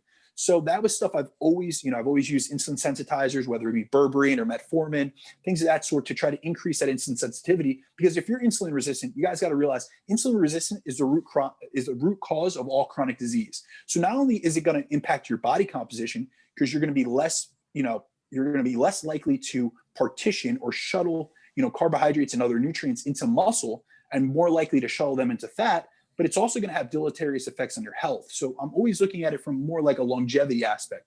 But if I was in a phase, like you said, you want to maintain that look, but you also have some big aspirations on putting on size, not that growth hormone is linked to muscle development, but it is in combination with androgen. So in combination with something like testosterone, it is going to help with recovery, and it's going to help you facilitate, better workouts, better recovery capacity, and thus lead to more muscle growth. It's always like a balance, this whole like bodybuilding, making a business thing, it's always like a balance of like, how far do I want to push the bodybuilding? How far do I want to push the drugs? How far do I want to push the food? How much do I need to work? How much is what I'm eating interfering with my ability to work because I'm full, I'm bloated, or I'm hungry, I can't focus? It's like a constant, it's like a equation with like 100 different variables that you're trying to like all put in their right place. Like, okay, in this block, I'm sacrificing this. In the next block, I'm sacrificing that. So I'm just, and you seem like a guy who is a master really of putting these things together in your lifestyle. I wonder, do you use any like cognitive enhancing stuff? Because you seem like very dialed in, and you mentioned nootropics. Is that something Yes. that you utilize? Is that something that you do as well in your protocols, or is 100%? So I'm very big so I'll tell you how I got so I've been in the supplement industry the past 12 years. So I'm very big into ergogenic, and then both cognitive and health supplementation. So ergogenic would be your performance supplementation, and then also your health and your brain supplementation. So I actually have ADD, and that was something I was diagnosed as a kid. And my parents never wanted to put me on medication, like your normal stimulants and things of that sort. So we really modulated that, or we mitigated those issues by using neurotransmitters. So I've been using nootropics since I was a teen to help me with focus. Now, those compounds have developed over time. So back in the day, it was like the racetam family, which isn't really prominent anymore. They've taken most of them off the market. So now I utilize what I see to be the best compounds available on the market. So I'm looking to essentially inhibit, or rather, I'm trying to upregulate certain production of certain neurotransmitters. So for instance, your main neurotransmitters are going to be like dopamine, which is going to be like your happiness signal. It's going to be acetylcholine production, which is your focus. So those are the two main ones that I look to, use supplementation to help increase. So with that, my favorite supplements for acetylcholine, which is pure focus, is going to be either alpha GPC or CDP choline. These are both choline donors that are going to increase acetylcholine production. And then for dopamine, I generally like using L-tyrosine, which is not only beneficial for increasing like your euphoric feelings, your mood. It's going to enhance overall feelings of well-being, but it also helps with thyroid production. So it's like a 2-in-1 combo. I utilize that. And then another thing that is a little bit, if people look down on this, I don't know why, but is a kind of unknown is nicotine. A lot of people don't realize nicotine has very beneficial cognitive effects. It's actually been shown to be neuroprotective. So that's one thing I like utilizing on occasion. It's not something, now guys, keep in mind, this isn't nicotine like I'm smoking a cigarette. This is nicotine gum in a controlled amount that I utilize, but it helps with cognition. It helps with the formation of a brain-derived neurotropic factor. So you're going to have better cognition, better focus, better memory retention. So those are a couple of the things I utilize. And then I have people ask me all the time about nootropics, but it really goes on my day-to-day demands. So if I notice that I've put a lot of output in the gym that day, I might need to use a little bit more caffeine. But with caffeine only gives you that alertness and the energy. So I'm going to pair that with an amino acid called L-theanine, which helps bring you down in terms of your CNS activation, but it also helps with increasing the focus that you get from caffeine. So I do it on a day-to-day basis where I say, what are my highest priority tasks? I kind of batch my week. I'm very into like scheduling and I'm very into like a daily routine. So on certain days, it's content creation days. So I spend, this would be on a weekend. Saturdays, I usually create all my content for the week. Mondays are new product launches. So within my company, my supplement company, that's what I'm doing. Product launches, I'm reaching out to 500-600 people that day. So I really need to be, really cognitively, dialed in because I'm explaining products, I'm explaining ingredients, I'm explaining price points, I'm going over analytics and stats. Tuesday is my podcasting day. So I do a podcast with a couple of friends of mine. So that's going to be more of like my L-tyrosine. I'm going to use dopamine. I'm going to use stuff that's going to help me just, kind of relax, get more of a stress-free state. But those are things that I utilize. And then I also utilize, I think you would find this beneficial, is adaptogens.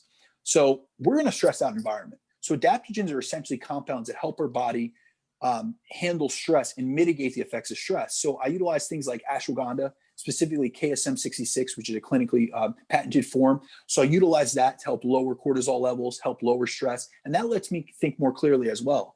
So just like these combinations of different over-the-counter supplements, a lot of these are amino acids or they're herbs that came from Ayurvedic medicine. So they don't have any harmful side effects and they're super beneficial to your overall cognition. And then in addition to that, I'll always use alpha Gpc pre-workout. So like I said, that helps with focus and cognition, but alpha Gpc also helps with the mind muscle connection. So I'm going to get better, a better connectivity to the working muscle group in the session itself. Do you get all this stuff for free through your supplement company? Because it sounds like this will start to get expensive. No, I will tell you, I invest a lot into this. I tell all my clients all the time, I spend more on, and now this isn't on cognitive supplementation, but I spend more on health supplementation every month than I've ever spent on gear or any other compounds to build muscle. But in terms of the supplement companies I worked for, I've actually brought out numerous of these ingredients that I'm speaking about with you because of the fact that I utilize these on a daily basis. I utilize them in my practice with my clients, and I saw a lot of beneficial effects. So then I would say to my CEO, I do not only national sales, but I also help with research and product formulation. So I help create the products themselves. So I would go to, the CEO who I was working for. Right now, it's a company called Innova Farm. So we've brought out numerous products that I named here for you. The Ashwagandha KSM-66 is something that we sell. It's one of our best-selling essential products, essentially. But other companies I've worked for, I've made nootropic products for them that have been very successful. I have so many questions about how to specifically use these things because these are all things that I've tried and I have in my house, but never really found like the correct place for. Like you said, you have to take them at the right time. You have to do your research. Mm-hmm. I heard about ashwagandha post-workout. I did feel like it kind of helped me like relax post-workout. I'm not sure if that's when you would take it. So let's dive into ashwagandha. So ashwagandha is one of the most clinically researched adaptogens out, and that's why it's my favorite. I like my three favorite for adaptogens would be in order is ashwagandha, rhodiola, and then bacopa. So ashwagandha specifically, it's going to help with anxiety. It's going to help with lowering cortisol. It's going to help with, it has some effects in the research on VO2 max, so endurance capacity. So it does have some performance stuff. And then it's also been shown to help with, potentially help with testosterone, but I think that's more because it's lowering cortisol. The research isn't really like conclusive on that. But think about what we're trying to do after we work out. When we work out, we're in a sympathetic state. So we're in fight or flight. You know, we're breaking down muscle tissue. Your body's engaged in activity. The minute you get out of the gym, you should be trying to go into the exact opposite to balance your system out, to promote recovery. And that would be going into a parasympathetic state. So that's your rest and digest state. So what I try to utilize is not only am I trying to, essentially you're trying to flip your physiology. So you're ramped up. I don't know if you ever had like a really hard leg day and then you can't eat after. It's because you're in sympathetic overload. You know what I mean? The parasympathetic is, like I said, rest and digest. So that is the state of the nervous system where you optimally can take in nutrients, you can relax, you could sleep, and you could restore your body. So that includes recovery.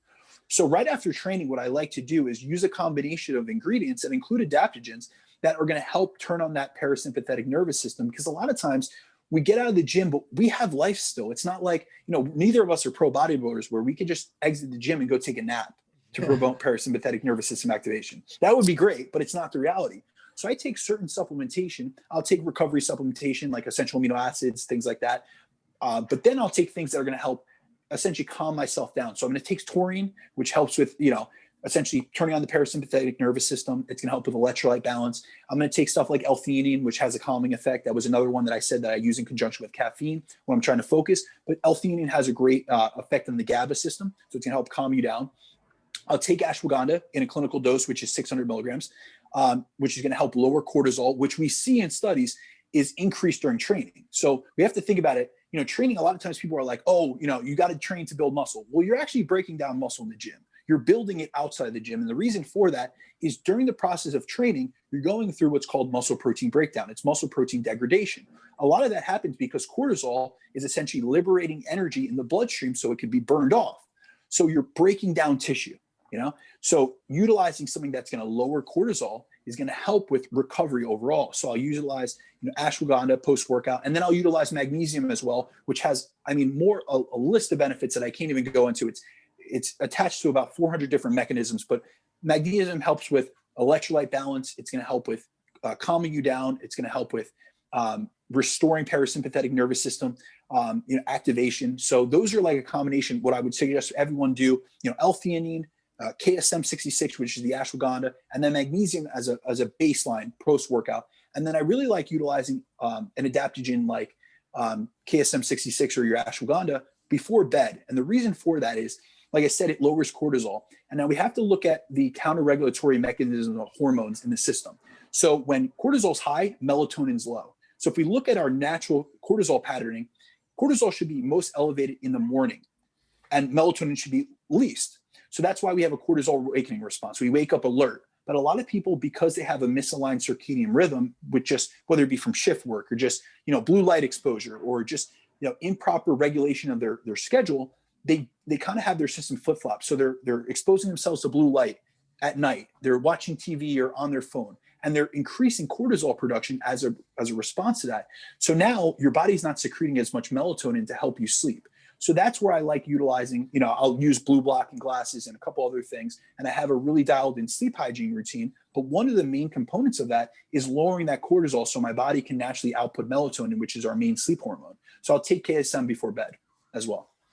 Yeah, that was I'm going to have to rewatch that too. So much, dude, you should make like a member site or like a book or something, because you have so much information. It's like, I don't know which topic to drill into because it's like, there's just so much info there. And how much more time do you have? It's been almost an hour and a half. I'd love to learn a little bit more about it. Like another 30 minutes would be good, but Okay. I appreciate you saying that. And we can always do other parts. So I often do multiple parts on podcasts. So if you get listener questions, we can go into specific topics, or even if you just want to have another open combo and just kind of wing it as we've been doing, I'm 100% in for it.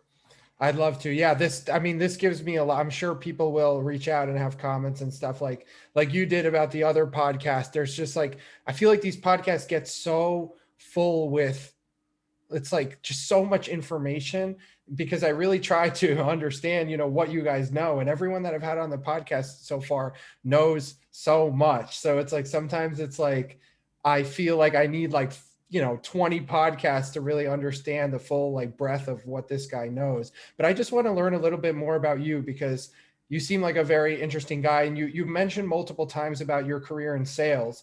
Could you talk a little bit about you said you do sometimes you hop on 50, 60 calls a day. I find it interesting because my previous job was in sales. I was in software sales, and that's actually like during the coronavirus thing, it didn't work out. And then I transitioned to online coaching, and now that's going really well. And I'm doing this full time. Thank God. I'm very glad to not have to work in sales anymore. I'm curious, what is your day-to-day job as a sales? You said you're a national sales manager, right? Yes, sir. What does that look like? Do you like it?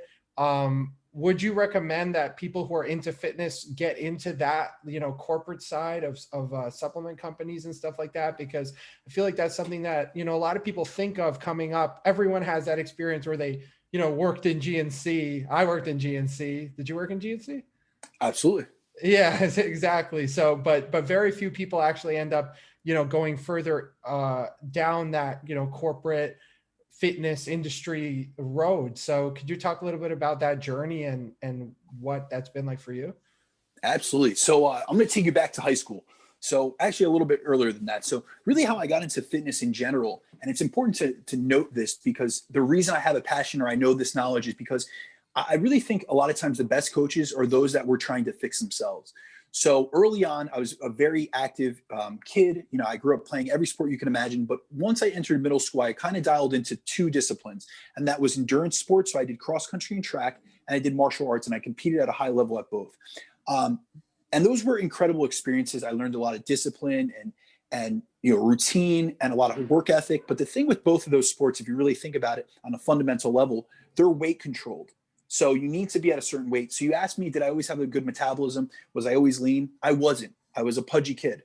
So I remember early on, in middle school, I'm becoming more and more competitive in both disciplines. And both coaches from different domains would tell me, hey, you're a little bit too heavy for this. So on the running side, my coach would always tell me, you would do better if you were lighter. And then on the martial arts side, we were all competing in different classes. And a lot of times I was in the weight class that were for older individuals within my school.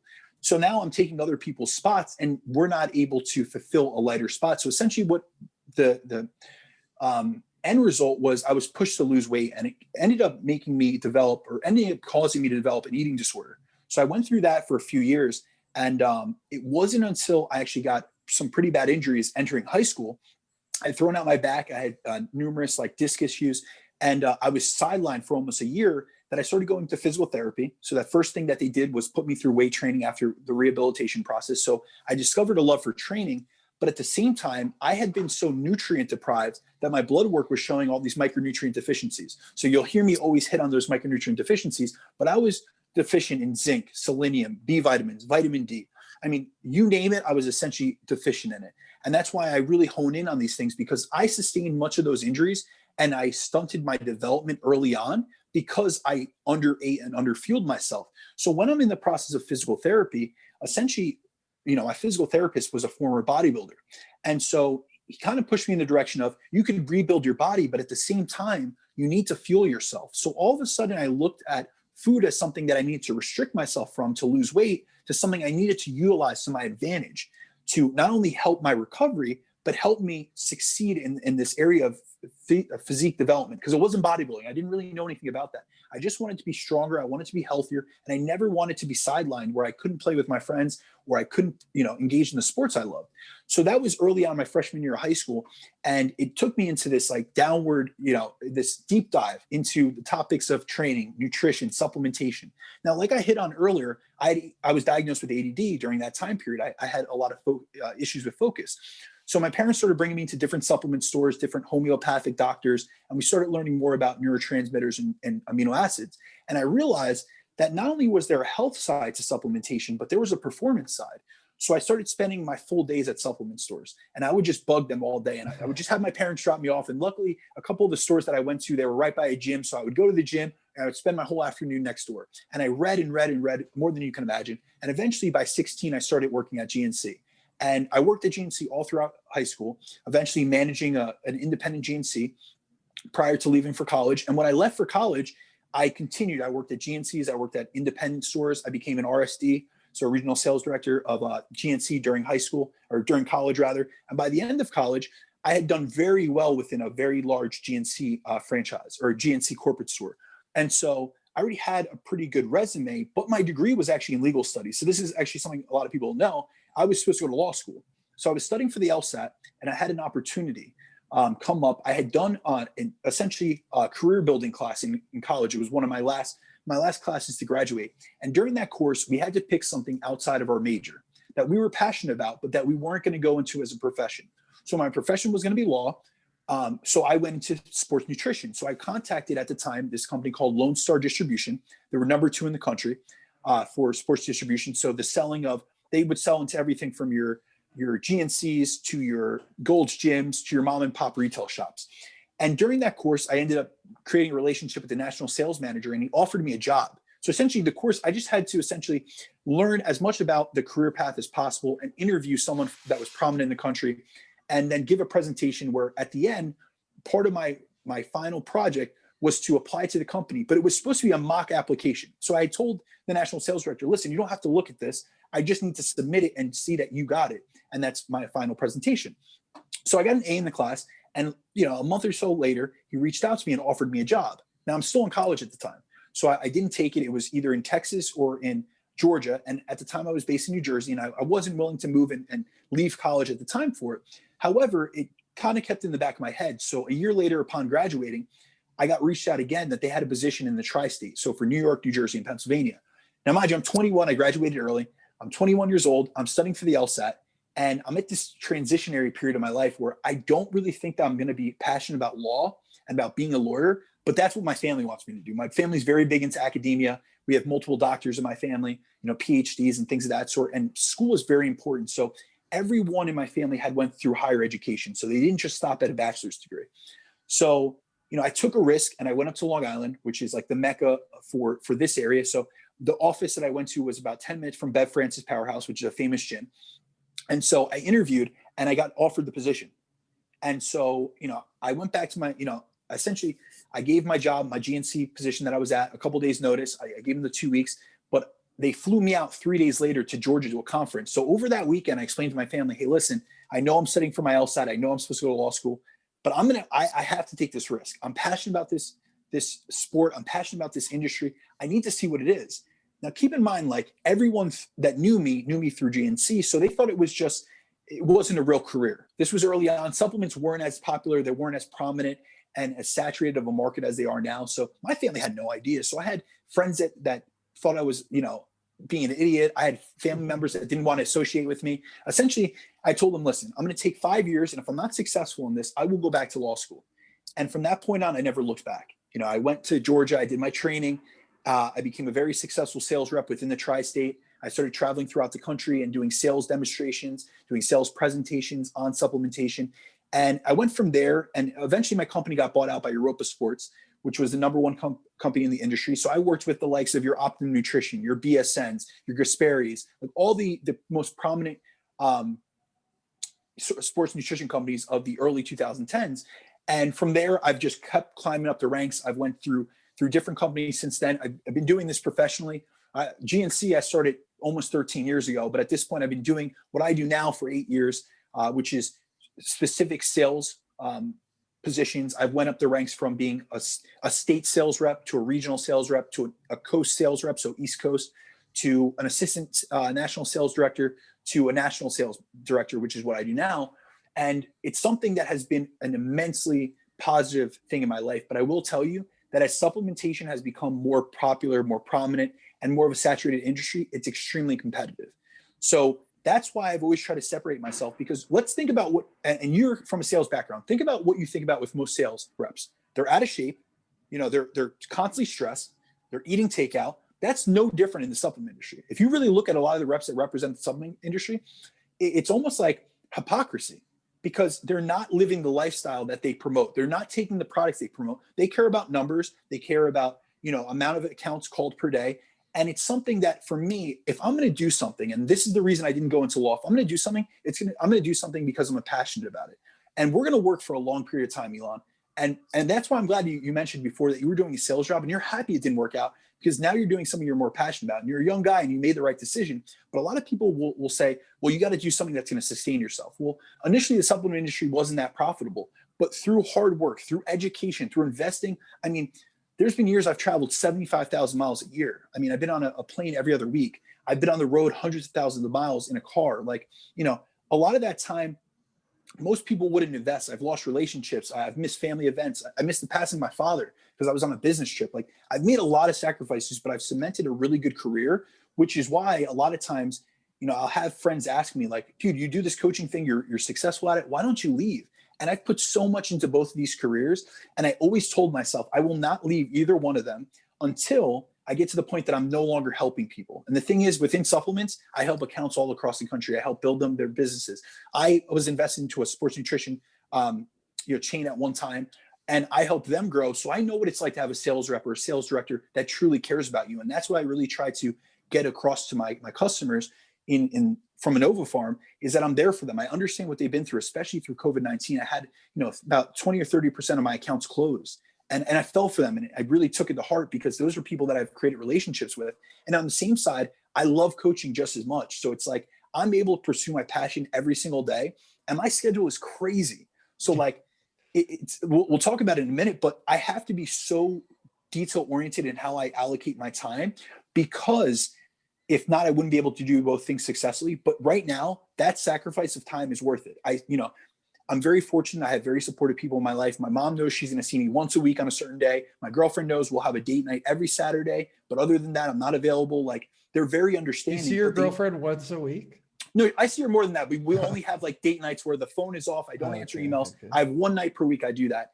And I've made these sacrifices because I'm truly passionate about the sports nutrition industry and coaching. But with that comes sacrifices. And that's the same thing as bodybuilding. I'm always telling people, you should take the lessons that you've learned in the gym and apply it to other aspects of life, especially business.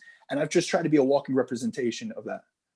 What I see with you, man, and you know, it's not negative, so I feel free to comment on who you are as a person. It seems that you hold yourself to a very, very high standard.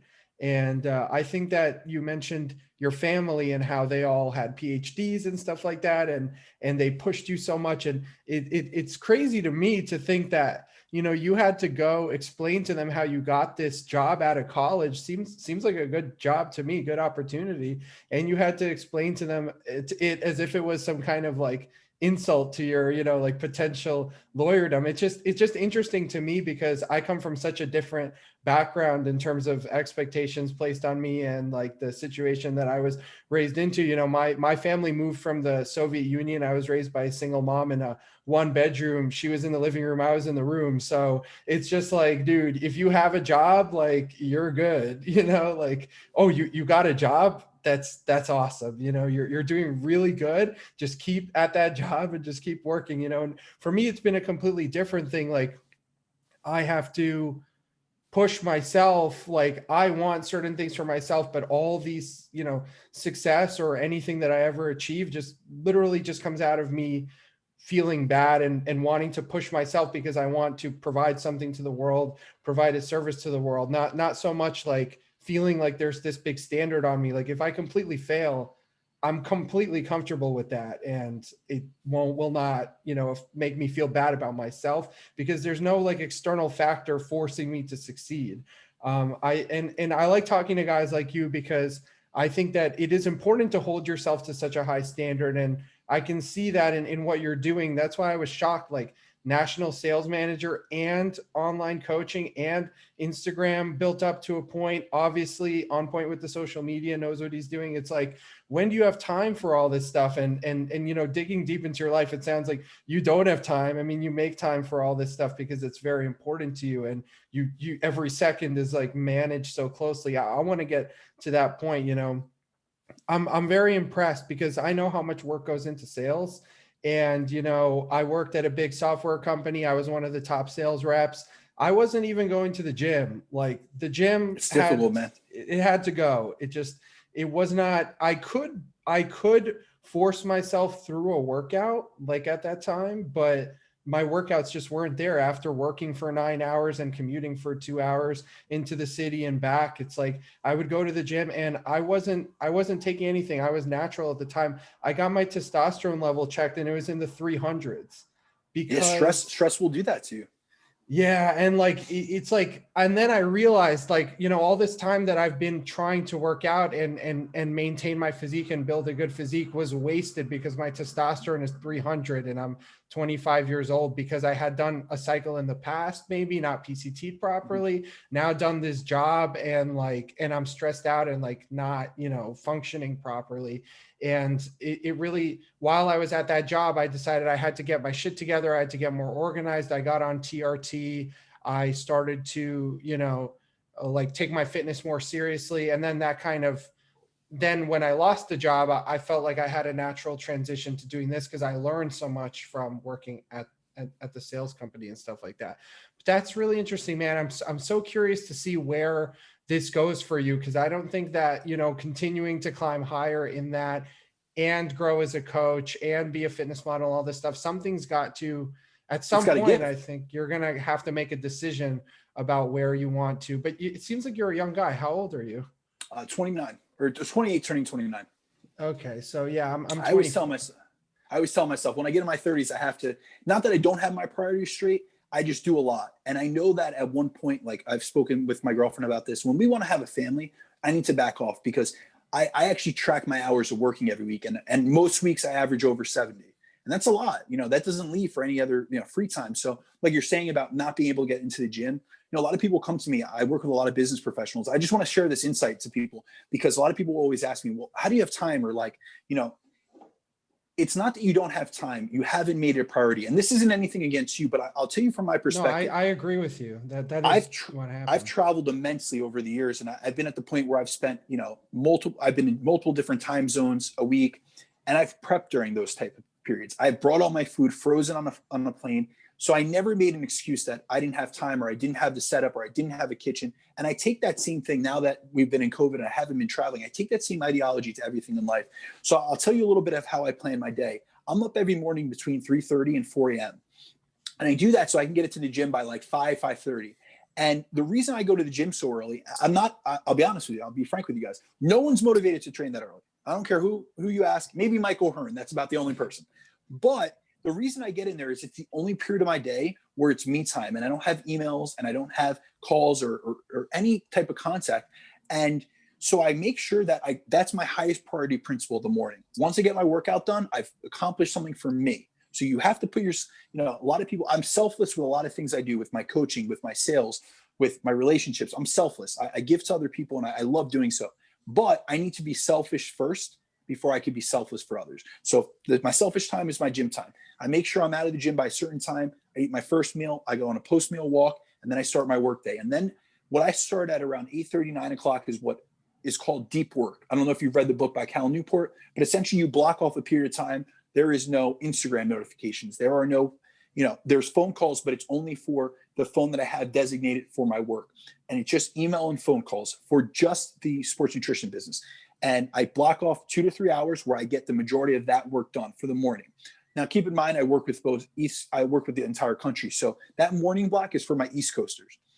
Then I'll take a break. I'll eat something. I might, communicate with different people. I'll call, I might work on some formulas. I'll do some research. I'm always trying to study. So I have a mandatory threshold for myself that I'll educate myself 2 hours per day. So sometimes I'm listening to a podcast or a seminar during my workout. Sometimes that's during that hour break when I'm eating lunch. Sometimes throughout the day, I'm making sure that I'm giving back to myself in terms of my education, because the more you learn, the more not only that you can earn, but the more you can serve other people and really give back to others. So then I have an afternoon block that I work, because then I have my West Coast account. So they're 3 hours behind. So then I finish that session. I take a break to eat another meal. I'll usually reset. I'll watch some YouTube videos or I'll watch a podcast or something like that. And then I do my night portion, which is all my client check-ins. So most of my clients, based on where they are in the country, have already checked in by East Coast time about 1 p.m. So, if they're on the West Coast, they're already in my inbox by then.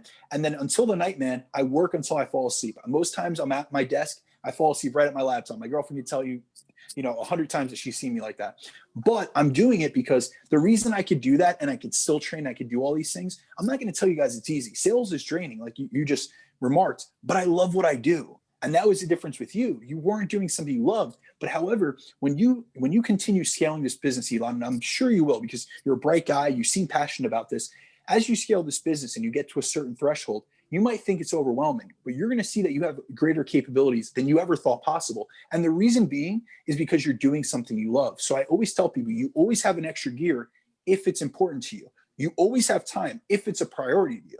So we always have to I'm always telling people, you got to like reframe, reshift your frame of reference or your mindset to make things, work for you instead of working against you. Because if you are doing something, I have plenty of friends. I have friends that I was supposed to go to law school with. They hate what they do. And if they have to work more than a 9 to 5, they're miserable. And in my world, if I work 8 hours a day, that would be easy sailing. But you know what? We're doing different things. So their 8 hours is just as draining as my 12 hours, but I'm getting more out of it. Yeah, I can definitely see that. And I wouldn't say that I hated working at sales. What I really hated is having a boss, having all these like expectations being put on me, I felt so much pressure. I hate competing, honestly, which is why I like made this the bodybuilding lifestyle, not the bodybuilding competitors podcast. I just don't really like the concept of competing against others. I don't like how they pit us against each other in this sales job. And when you pit me against somebody, I have to win. So I had to be number one, but then I didn't like it. You know what I mean? Like right now I'm enjoying my business. Everything I'm doing is out of passion. And like, I'm talking to you because I want to talk to you. I work with all my clients because I love my clients. I love to see people make results. I love to talk about bodybuilding. I'm not pushing myself to do this. I just wake up and I just do this. I like to do it. There's some parts like, video editing and, all this other stuff that I have to push myself to do. Ideally, somebody else will do that soon and I can just pay them to do it. But, the thing about sales is like when you have somebody on your back being like, okay, like where's the accounts? We need the money now. And what I realized too is that I worked for a year at this company and I was the top sales rep there since my 4th month there, 8 months straight.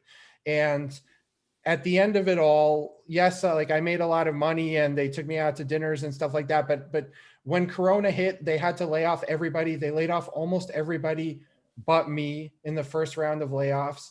And then it's like, okay, Elon, we need you to do more work.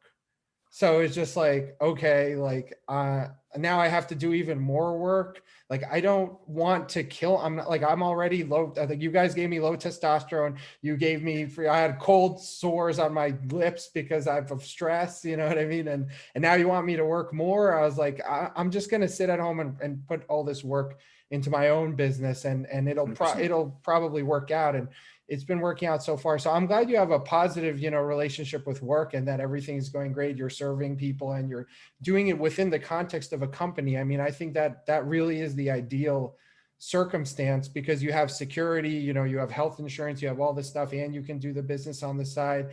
I think a lot of people will learn a lot from that story because everyone nowadays thinks, and it's the same shortcut mentality that like, if you don't have your own business, you're just like a piece of shit. You work for somebody else 9 to 5, or you're just like a lazy whatever. And it's the same sort of mindset as like the keto people and the SARMs people. Everybody wants like a shortcut. And when I got into coaching, everyone's like they immediately start marketing to me all their high ticket stuff. Oh, high ticket coaching, charge every client $2,500 a month and you only need 3 clients and you'll be making 6 figures right away. And it's like you're blatantly trying to tell me to like defraud people. Like when I'm trying to like build an honest business here and provide like real service for people. I know how much bodybuilding coaching costs. It doesn't cost. I mean, I don't know how much you charge. Sounds like your service is very in depth. I guess it depends on like the level of involvement, but I just feel like everyone's like such a money hungry. Everyone's trying to like, get the most out of everybody and everything all the time, scam everybody. I just really wanted to create a company that is about like, I want everybody to have all the information that they want. And the only reason that anybody should hire me is because they want to work with me and they think that I can help them. That's really all that I can offer. In terms of information, I don't know anything that most people don't know if they really like sat down and wrote down on a piece of paper what they think works, unless they're very misinformed. Sounds like you do know a lot of things. No, I've definitely invested.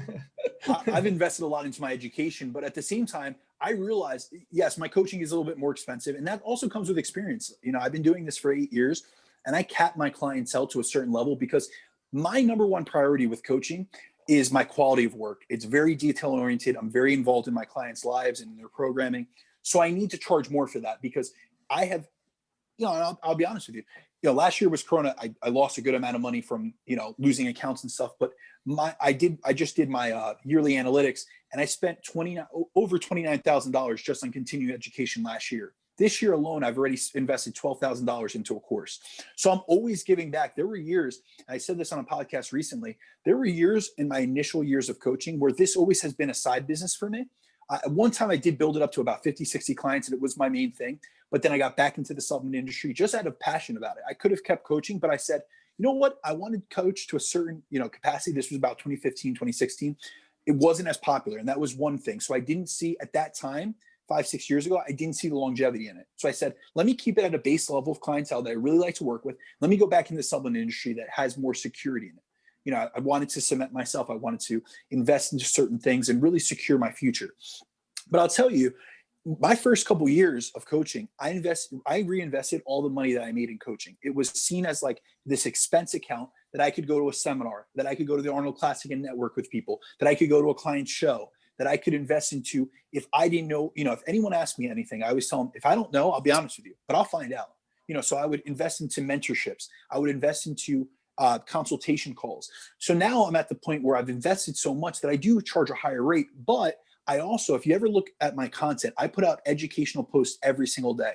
I dive into details, whether it be pharmacology, I dive really into physiology, I dive into a lot of psychology, a lot on fat loss, and I break it down. I'll do client testimonials or client results where I'll break down exactly what I did with that person. And I'm not talking from a macros perspective, because telling you what I eat or what one of my clients eats doesn't help you, because you are not them. But if I tell you the methods and how we reversed them out of the diet and what changes I made on a weekly basis and how I titrated this up, or what health metrics I track and what metrics I suggest you track for a general overall understanding of your health, those are things you can implement in your practice. And I have people tag me all the time and they send me messages and they say, dude, I checked, I've been checking my blood pressure. I never realized it was elevated, but I've gotten onto this and that because of you.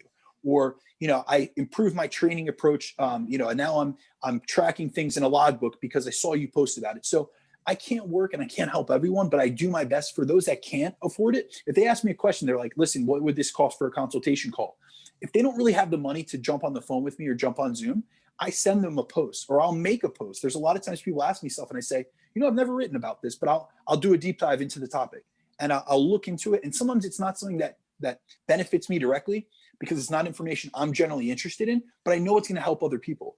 So it's, we all scale differently, but as you grow and as you develop your skills, you develop your knowledge and you invest more into yourself and your business, you're going to say, all right, well, I love helping people, but I'm going to scale up my prices because I now serve more and I deliver more. And with that, you deserve more. But I do agree that there are so many coaches, and you said it very, very bluntly, but I agree with it, that they're greedy. They're greedy for money. It's not really about the clientele. It's about how much money they can make. And I don't agree with that whatsoever. And that's why I've always pursued coaching as I have done it. It doesn't need to be my primary income. And I can make sure that the clients I do take on, I A, have enough time for, and B, can give them my all. Because the last thing I want to do, I've worked with a lot of coaches over the years. In the last 10 years, I've had coaches that they don't answer for a week at a time. They take your money. They don't get back to you. They send you a cookie cutter diet, and those are things that I've wanted to undo in the fitness industry. And I've wanted to be able to educate my clients more that when they leave me, they've gained something from the process. They didn't just get results that they don't even know how we got there. Yeah, I completely agree with you. I think that somebody with a lot of experience and a lot of clients and limited time should obviously be charging in a way that makes sense for their time. Right now, I'm just starting up with the business. I have capacity. I'm not going to lie and say, oh, 2 spots left. You know what I mean? Because I have a ton of spots left. So anybody that wants to sign up, I want to get them on, help them as much as possible, give them a lot more value than they are paying me, because I'm trying to build up my reputation. And I want to invest in the people out there, invest in having good podcasts, good, stuff for being very blunt with them, telling them the truth and stuff like that. I just hate that so many people are marketing to me, a new coach, like that I should charge what you charge or what, you know, somebody with 10 years of experience charges, because I want to have authority and I want to be high ticket. It's like, you have to earn that in this industry. People are going to see, you know what I mean, your character and who you are at the end of the day. So I'm just trying to build like a very honest, transparent brand, not try to seem like somebody I'm not, and then have smart people on the podcast like you that will fill in any of the gaps that I don't understand. Like, I'm not an expert in all this, in like the biochemistry. Yeah, I'm learning, but I just started to become exposed to all this stuff like 2 or 3 months ago, since I lost my job and have all this time to do the research. Before, I didn't even have time to, you know, find guys like you and listen to your stuff, find guys like Victor, find guys like Broderick Chavez, you know, dive into their content and really understand all these different things outside of just macros and how many sets and reps to do. It wasn't even in my field of view. So I want to bring that information to people where it would never have been in their field of view, because they don't have the time to dive so deep. You know what I mean? That's kind of my goal. I want to bring this advanced information to somebody who is not advanced, and help at scale, you know, people who just want to have a better physique. So Brandon, I appreciate you coming on so much. I've taken 2 hours of your time. It's been a real pleasure, man. I would love to have you on again. If you have any closing statements, open floor to you. Absolutely. No, Elon, I really appreciate you having me on. This was a great conversation. Actually, I blocked out my gym time, so I didn't go to the gym this morning, and I started work early so we could do this. So just let me know in advance, and we can do this again, man. Okay. No, it was phenomenal, man. It was a great conversation. Guys, if you have any questions for me, please feel free to reach out. I'm best reached at my Instagram, which is at Brandon Dacruz _, or at bdacruzfitness@gmail.com. I try to get back to everyone. I'm fairly responsive. And if you guys ever have questions or any other, you want to dive deep on some of these topics that Elon and I spoke about, or if you want to ask any additional questions that him and I can do a follow-up episode, please let me know, because I'm always willing. Like I said, it's not just about me getting more clients. A lot of times I just want to put out this information because, man, I spent so many years misguided, and then also on the flip side, spending so much time and energy and money into my education. I just want to help people with this information. At the end of the day, we should be trying to better this industry, and I try to do that by exposing some of the myths and trying to bring to light some of the better knowledge and education that I can. Thanks so much, Brandon. It's been an absolute pleasure. This is episode 15. Thanks for watching, guys.